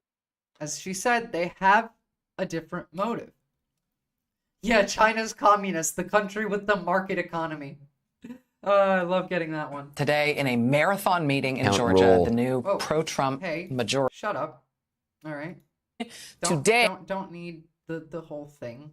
There. Let's listen to Anderson Cooper talking to Jeff Duncan on the Georgia State Election Board's rule change. In your home state, because this is what a lot of Pol Pot may have been, but only because his ideology was incoherent and insane, and he may have touched a little bit of the communism over there, but he wasn't a full-on communist. Ho Chi Minh was not. Mao was not. They were not communists. You guys don't understand history. Go read. Go learn. Go do some critical fucking thinking. Genuinely. Go touch some grass. Stop listening to Tim Pool and Donald Trump and J.D. Vance. Get off of Twitter. Pick up a book and read it. election deniers have been pushing for, saying it should all just be paper ballots and hand counted. Obviously, there's often more human error in hand counting ballots than machines. You're not wrong, Texture. Yeah, Yeah, see you in PV, and thanks for tuning in. This newly reconfigured state election board, they got their way. They've been carrying. Are you trying to tell me that you think North Korea is a no, if you tell me right now that you think North Korea is a communist country, I'm banning you for the day. Donald Trump's water for months now, ankle biting at solutions in search of a problem, and today they injected the ultimate asterisk mark into our November election. They are able to change laws to fascist, you fucking moron. To follow.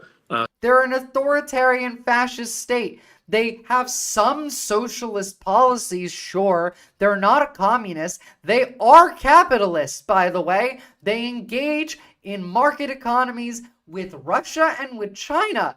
They have bits of capitalism. They have little bits of socialism. They have an incoherent fucking political ideology. Conspiracy theories instead of reality. And, it's unfortunate. And we're in this juxtaposed because even if these lawsuits come forward, then the MAGA crowd is going to scream and Donald Trump's going to be the chief cheerleader saying they didn't get a fair opportunity to run a fair election. So it's really a difficult spot. Look, this is the main point. Just because they've done this now, whether it gets repealed, whether it stays, the overall goal is still achieved. Now they get to yell about, oh my God, the elections being stolen from us. Oh my God, the Democrats are fucking doing this and that and this and that and this and that. Like they've already achieved their goal. Cuba is the closest country to socialism that exists, by the way. They're fascists with a market economy. If you actually listen to me talk, you need to go back to grade school, kid. I once again call on Republican leadership from every corner of the state, county, city, state, legislative, even the governor's office to call on this as loud as absolute possible, that this is a horrendous idea and it usurps democracy in its ultimate format. We should also just point out, I mean, the election in Georgia was free and fair, and there was no widespread voter fraud. So, all these conspiracy theories are just, they've been looked at, they've been examined. There's South America would have had more socialism if we... Can we stay on a topic here? We're talking about the end of American democracy, and you guys are talking about fucking the DPRK in South American socialist countries that don't exist anymore. Like, this is serious. They're stealing the election as we speak. nothing there. Fast forward to election night this year, what would this new process mean for Georgia's counting practice? We're doing some house cleaning. Well, it would slow it down and it would inject a human element to it, which once again is really the secret sauce to these conspiracy theories is doubt. They've planted the old. They have spilled the sauce all over your shirt, and now it's there. The sauce is all over you, the secret sauce, which is doubt. It's already happened. The fact that I'm here yelling about this means it's already happened. Ultimate seed of doubt, and it would just open up for opportunity and delay the actual count and the verification or certification of the election process, which time is your enemy in elections. You want to get the votes in crisp, clean, counted, and registered as quickly as you can to eliminate any sort of doubts or improprieties. And this is exactly what they want to stop. This is the whole goal of this. That's why hand counting the ballots slows it down. That's why the extra poll watchers questioning things, that's why they're doing this before the election, because now everyone's going into the election with doubt. And there's also the secondary aspect of people are going to see this, be afraid that now their vote's not going to matter, and then they might not vote. This is their move. They're shooting their shot right now. But look, these guys aren't interested in winning this election fair and square, and that's by putting a good candidate forward that can actually win. There's no reason why a Republican candidate for president shouldn't be way out in front in the state of Georgia. 8 statewide constitutional officers are Republicans, strong majorities with Republicans in the legislature. The only time a Republican loses in Georgia is when Donald Trump puts his fingers on him. We have 2 U.S. senators to prove that case. The Atlanta Journal-Constitution reports that according to He's exactly right, by the way. It's weird that I'm agreeing with a Republican here. But even the Republicans, the few sane ones that are left, can see what's happening here. Why do you think we had so many Republicans at the DNC? Yes, it's because Kamala Harris is a liberal and would not want to put any Palestinians on stage, but it wasn't just to draw away the Republicans that don't like Trump. Kamala Harris is essentially a Republican in this instance. If we're talking 10 years ago, kinda, we're not voting between a Democrat and a Republican. We're voting between a Republican and a fascist. And the fascist has now tipped the scales significantly in his favor. a recent survey conducted by the paper, sizable majorities of Democratic and independent voters in the state believe the election will be fair. And it might be a little over the top to call Kamala Harris a Republican, but you get my meaning here. Like, she's not a leftist. She's barely progressive. Tim Walz is the progressive one. She has a decently progressive voting record, but she's not going to go out there and like try and make massive change. I mean, if she would, it would have been in her platform, which essentially said nothing. Kamala Harris is boring. Kamala Harris is, let's just like chill the fuck out and like try and stabilize things. Yes, but the left generally is anti-war, at least from our side. She is the most progressive Dem nominee ever. I will say, you're not wrong. It's just, it's just she's still a lib. It's not Bernie Sanders. She's not Bernie Sanders. She's not Tim Walz. She's a lib. She's the most progressive lib we've ever had, but still. Like, I'm not particularly interested. Yeah, exactly. It's not saying that much. I'm not interested in what a Kamala Harris presidency looks like. I just want any of them to win over Donald Trump. I just don't want fascism at this point. I want stability. That's all I want. I don't care. We could deal with it in 4 years when we vote for Kamala Harris again. But there's a primary, and maybe Tim Walz gets to be the nominee. Who knows? Maybe we get 8 years of Harris and then 8 years of Walz. That I would be perfectly happy with. 8 years of, like, let's get shit stable, and then we get the fucking actual progressive in and make some positive change. That'd be wonderful. Accurate, but less than half of Georgia Republicans expressed such confidence. Even with this hand count, if the former president loses in the state, do you think Georgia Republicans will accept that decision? Well, they're going to have to. Yeah, they're going to have to, says the Republican. No, they're not. They're not going to. That's the thing. That's the whole problem here. It's and he will have led the losing team. And my hope, look, Anderson, this whole thing. We understand what's going on here, right? Now let's have a look at some of the people that are involved in this. Janice Johnson. No, it is Johnston. This is a member of the Georgia State Board of Elections. Now, this is, when is this article written? Fuck the Guardian. There we go. So this was written on the 20th of September. But let's have a look. The State Election Board is committed to the General Assembly's mission of ensuring that elections in Georgia are free and fair and also legal, uniform, honest, and trusted. The post was signed. Thanks, Dr. Jan. The author was Janice Johnston, a member of the board who was appointed by the State Republican Party in 2022. The next morning, she emailed her fellow board members and their staff and explained that she had taken it upon herself to create the Twitter account, as well as accounts for Facebook and Instagram. This is the Georgia State Board of Elections account. I thought it'd be a great idea to have a presence on social media that would facilitate our efforts to communicate the public. She wrote, as we approach the election cycle, we have the opportunity to provide clear and accurate information. Lovely. That sounds great. John Fervier, the board's chair, responded shortly after, listing 10 bullet points expressing why he believed her actions were wrong and said that he had never been consulted. For a social media site to be set up in the name of the Georgia State Election Board and the chairman of the board and executive director to not know about it astonishes me and shows a serious disregard for our positions. First off, yeah, that's enough to get you fired in most jobs. Could you imagine you work for like big corporate, like you're not in the offices downstairs, you're an executive. You just got this job in this big corporate office, and on day one, you make a Twitter account for your company that doesn't have one. Without consulting literally anybody, you would lose your job for that. You would, unless it made the company money, you would lose your job for that. Fervier noted that the account had already spread false information, claiming that the state's 159 counties runs its elections, which are overseen by the Georgia Secretary of State, a statewide elected official said. The board is charged with rulemaking and has the power to investigate elections under state law. Johnston would later change the Twitter handle to make it clear she was only speaking on behalf of herself. If you, it takes 15 seconds to actually look into any of the claims these people make and see that they're just lying. They're just lying.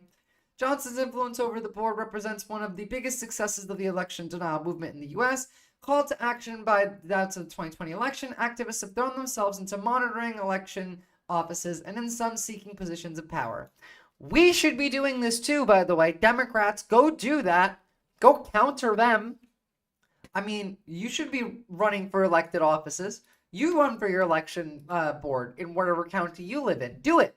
Do it and make sure that they're not lying. Make sure that these treasonous traitors are not trying to steal an election, for instance. seeking positions of power, elected administrators, or election board members. The influence that Johnson now wields is a powerful board in the battleground state, illustrating how far the strategy could go. Well, that's just one of them. Let's see another one.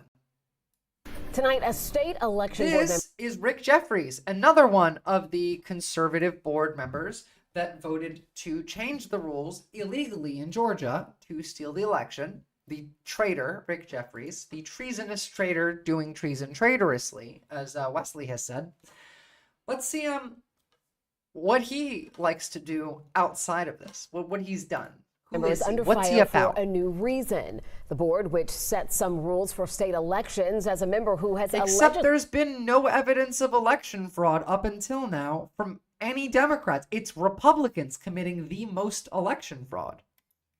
sought a job in a future Trump administration. Here we go. Let's try that again. Tonight, a state election board member is under fire for a new reason. The board, which sets some rules for state elections, as a member who has allegedly sought a job in a future Trump administration. So we're talking about the member, Rick Jeffries. He tells the 11 Alive News the story is ridiculous.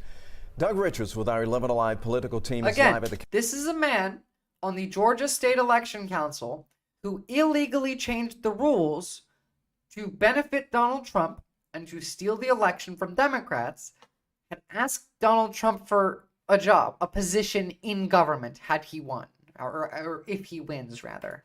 Capitol with more on that. Doug? Yeah, so the election board was an obscure organization for many years, and then as partisan interest in the rulemaking done by the election board grew, so did partisan interest in its membership, which leads us to tonight's story about a Republican appointee and his overtures, allegedly, with the Trump campaign.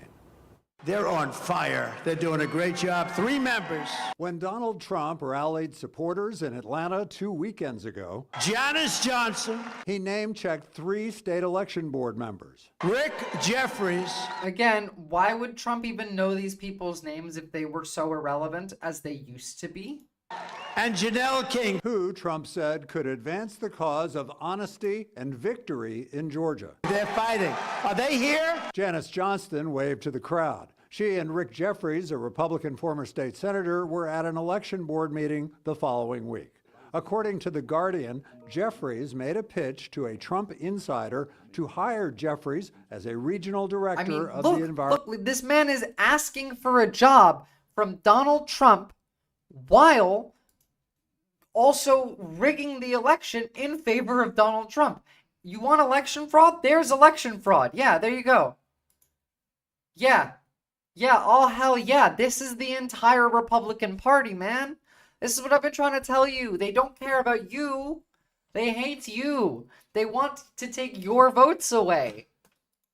Environmental Protection Agency, if Trump is elected to a second term. Though it's perfectly legal for election board members to be publicly partisan, the job pitch is problematic, says Democrat Syra Draper. The public now has to ask, are you taking these actions? Are you making these? No, every elected official on the right, every single Republican elected official hates you. They want to suck the joy and the money from your life and leave you suffering. It brings them joy. They get paid to do it. That is true about some on the left too, but significantly more on the right. There is many, many more instances of elected officials on the Democratic Party that are not out for themselves.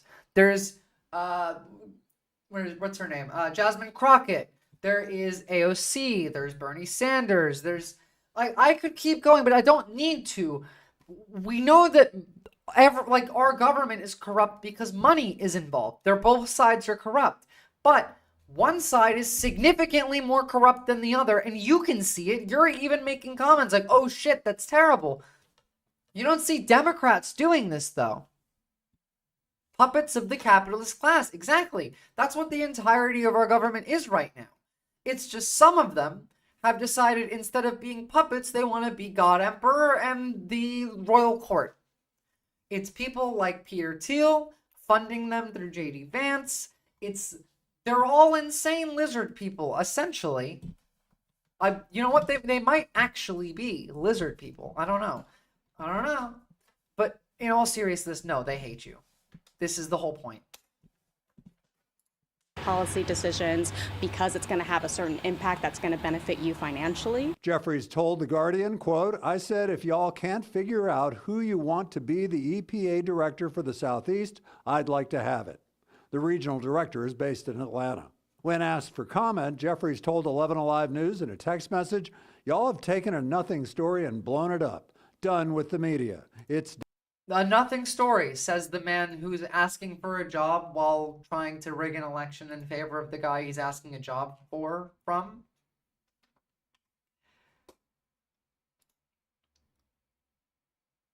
No, they hate you because you're not rich and wealthy. That's why. It's just that simple. You're just not wealthy enough for them to like you. You have to have, I think, at least, what is it, like $50 million for them to think you're a person that's like worth living. You, as is you and me, we are the working class. They hate all of us because of that. We are the slaves. We're the indentured servants. We are the lower class. They like to keep their power, their class power, over us, and by spreading out the working class, by pitching them against each other, by putting in, like, sending out rhetoric that makes you argue and makes you disagree. Exactly. It's all class warfare. Guys, we are at war with the rich. They want to take our everything away. I think that we need to start, like, hitting them hard. No, I don't believe in the deep state. I think it's all out in the open. I think that we just need a DOJ investigation to make all of the evidence come out in the open. Most of these people are getting paid by other countries. Elon Musk should just get hit with, like, multiple, what are they, antitrust lawsuits, and also be investigated by the DOJ. Peter Thiel should also be investigated by the DOJ. Like, all of these people need to go to jail. They're treasonous traitors. And Genghis Khan, are you really back trying to fucking start that shit again? We are actually going to talk. All right. And so we understand Georgia now. Let's have a look at Nebraska. Talk about Nebraska for a minute. I know we never talk about Nebraska, but stay with us here because Senator Lindsey Graham, you see behind me, and a number of other Republicans are actually making a last-minute pitch for the state to change the way it allocates its electoral votes. They're hoping, I suppose, to deny. Now, so you guys need to understand the reasoning for this. At the moment, the projected way of Lindsey Graham is awful. But the projected numbers for a Harris victory right now is 270 Harris, 268 Donald Trump. If they can flip this one electoral seat in Nebraska, even if Georgia doesn't work out, that's a tie. Like, neither of them have reached 270. This has to go to the House now. It's the same thing. There's not enough votes. They haven't been certified, and so now it goes to the House of Representatives and the Senate to decide who the president or the vice president is. That one tiny electoral vote in Omaha, Nebraska, could throw the election as well. They are literally stealing the election for real. Every accusation that Donald Trump makes and that the Republican Party repeats is actually a confession. Every time. Kamala Harris from winning one electoral vote, one vote. Now, here's the way Nebraska does it. They have 5 electoral votes in the state overall. Statewide winner gets 2. Then there's 1 each if you win one of all of their 3 congressional districts. That's how you get to 5. Now, on the map, the DDHQ presidential forecast map, we can explain why that might matter in a really big way. Imagine this scenario. It's not hard to imagine. Donald Trump wins the Sun Belt and Kamala Harris rebuilds and keeps the blue wall. So that means of the 7 swing states, we'd say North Carolina is red and so is Georgia. I really do think North Carolina might go blue. I was hoping there would be a larger effect from the I'm a black Nazi reveal, but it seems like there's been more popularity for the right in I feel like that boosted the poll numbers, not that they have to cheat to win. If it was up to the popular, but yeah, exactly. We would have been living in a Karl Marx God Emperor country. Daddy Marx would have saved America if these motherfuckers didn't cheat. I mean, that's not true, but to be fair, somewhat close, but I'm not blaming the Republicans for that. I'm blaming the Democrats cheating against Bernie Sanders in the primary by, what was it, removing like 500,000 votes from the voting rolls in Brooklyn so that Bernie Sanders would lose New York and that Hillary Clinton would become the nominee. They even admitted to it afterward. Donna Brazile was the chair of the DNC. She stepped down and apologized and admitted it. Those are the people I'm blaming for that one. Could have had Bernie Sanders, man. That was the good timeline. We never would have had Donald Trump. It just would have been Bernie Sanders. He would have annihilated Trump. We're counting up, and Trump's at 251. Arizona, 11. Nevada, 6. Okay? Look where Trump is, 268, too shy of the 270 needed to win. Now, if Harris does as I said and rebuilds the so-called blue wall and keeps Wisconsin, Michigan with its 15 electoral votes, and Pennsylvania with 19 blue, there it is, as close as can be. Harris victory, 270 to 268. Now look at Nebraska with the blue lines through it for that scenario that I just played out. So what if Nebraska 2, as it's called, where Omaha is, one of the congressional districts, instead of being blue, that's what the lines mean, went red, and all of Nebraska was red, all 5. Oh, come on. 269, tie game. You go to the House of Representatives. Trump folks think and they probably... This is the backup plan for if just Georgia and also like the other 70 electors that are going to deny to certify. Like, all over the country, we're going to see states denying to certify, and it's going to be a huge thing.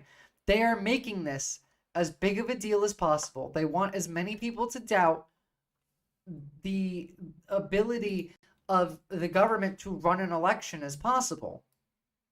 And also, the Russians probably have a pretty big hand in this, considering all of the evidence that we have, especially recently with the tenant media stuff, that they care. Russia wants Trump to win. Trump will let them take Ukraine. Israel wants Trump to win. Trump will let them take Gaza, West Bank, southern Lebanon. Iran wants Harris to win just because she's not going to allow full Hitler. Like, Netanyahu is not going to be able to have his evolution into mega Hitler. And China just doesn't care because it doesn't matter to them either way. This is fucked. This is fucked. This is obviously, objectively treason and likely influenced by foreign countries. That's what I don't trust. I don't trust that there is no foreign influence, considering the right wing is inundated. It's festering with foreign influence. They love it. They love it. Give me all of your rubles, says Tim Pool.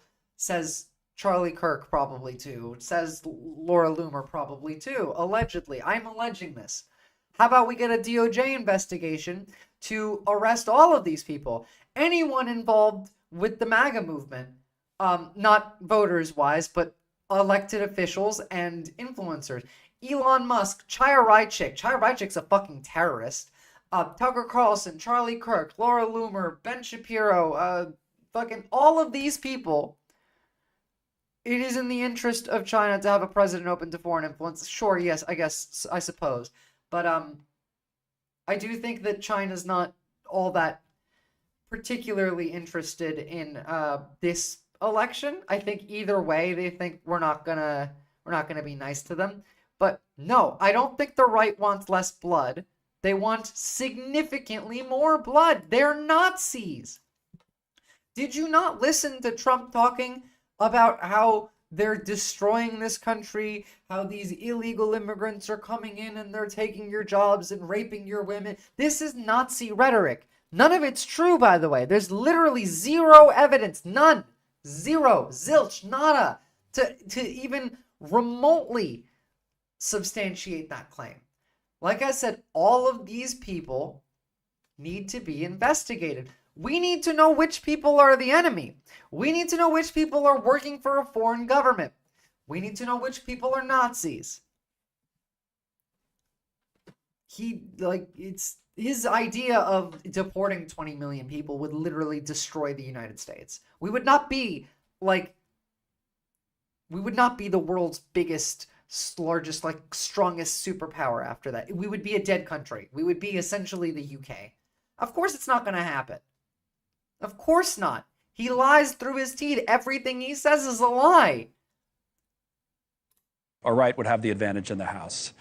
There you go. That's why they're pushing for this. So, as we've seen, both in Georgia and in Nebraska, they're trying to steal the election. They're successfully trying to steal the election as far as it's gone right now. I really need to turn that fucking bot thing off. Sorry, Wesley. Alright. I've done my spiel. You guys understand this. This is a big deal, and I'm not being an alarmist. I'm not being over the top here. They really just are trying to steal the election. They really want to end democracy. These people are Christian, white nationalists. These people are full on, Nazis, some of them. Like I said, they're all really Nazis if you look down into it, but I do still like to categorize them into distinct groups just for the sake of not having to say the word Nazi so many times, because it does get exhausting for me. But there's the MAGA cultists, there's the Nazis like J.D. Vance, Peter Thiel, and then there are just the, you guys get what I mean. All right, well, I think that kind of covers all I wanted to talk about. Shit, this took much less time than I expected it to. I mean, we can read the legal documents if you guys want, but I feel like that's kind of boring and we get the picture.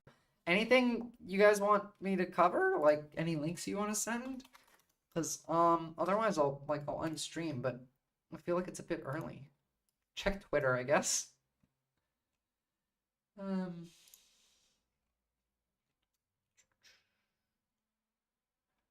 Donald Trump said he won't run in 2028 if he loses in 2024. This is not surprising. Oh, here, this one's interesting. Mark Robinson's staff resignations. So after Mark Robinson was outed as a black Nazi and a perv and etc., Mark Robinson's campaign announced staff changes. Raleigh, North Carolina today. Mark Robinson for governor campaign announced the following senior staff changes. Conrad Pogorzelski III, general consultant, senior advisor, campaign manager, finance director, deputy campaign manager, all stepped down. He hates Jews, and he also thought that we should reinstate slavery. I'm not kidding. I'm genuinely not kidding. He said we should bring back slavery. He's been browsing porn forums. I mean, fucking okay. Or sorry, Mark Robinson.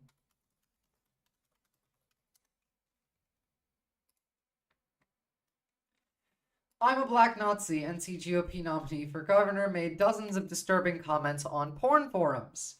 Mark Robinson, the controversial and social conservative Republican nominee for governor of North Carolina, made a series of inflammatory comments on a pornography website's message board more than a decade ago in which he referred to himself as a black Nazi, expressed support for reinstating slavery. This guy. He also really, really liked trans porn, even though he hates trans people. He said he didn't care about abortion, but he also now is very anti-abortion. He referred to himself as a perv. He used photos of himself, the same name. No, this isn't trolling. He wasn't in elected office. He had nothing to do with politics when he wrote these things. This is just what he believes. He's done this over several different social media platforms. He's done this for years. The only thing that this is referencing is nude Africa, but This man is full on 4chan. He's a groyper. He's on Reddit. Like, you know, he's a 4chan groyper just like JD Vance is.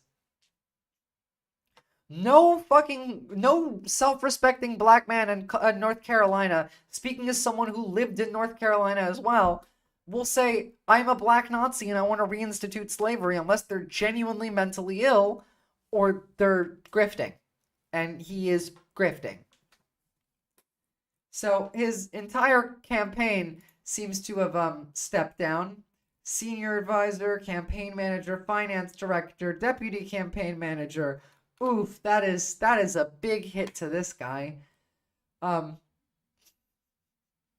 let me reassure you, the things that you will see in that story, those are not the words of Mark Robinson. He tried to say that this was AI deepfakes when this is stuff from 10 years ago. You can't AI deepfake, like, archived internet shit.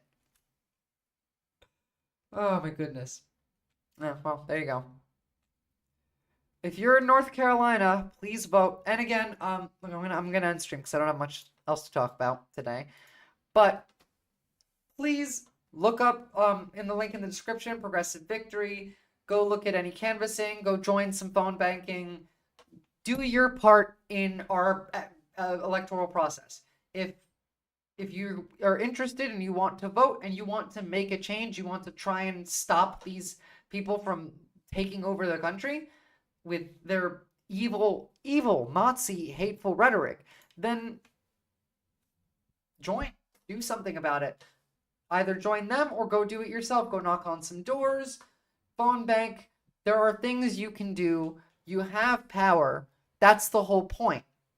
We have political power to create pressure. And we need to use it. That's just it. We just need to use our power, just like they do. Like I explained earlier, the reason why the right is so effective is because of those people that do engage, that do organize, that do enter politics. I think that it's worth doing. Even if it's just your local school board. If it's your local, like, just you and your neighbors in your council. I don't know where in Louisiana you live, but if it's like a major city, then it might be a little harder for you. But if you live outside of a major city, it's not difficult to get in some form of an elected office at all. So put your foot down, fight for democracy, go make some change, and do what the right has been doing. Organize, get your friends to join you, and go try and make some real positive change in the world. That's the whole point of life, guys. It's you come into the world and you try and make it better for yourself and the people around you and the people after you. It's that simple. Anyway, thank you all, and thanks for like the insane amount of follows in the raid. Very much appreciate it. Have a lovely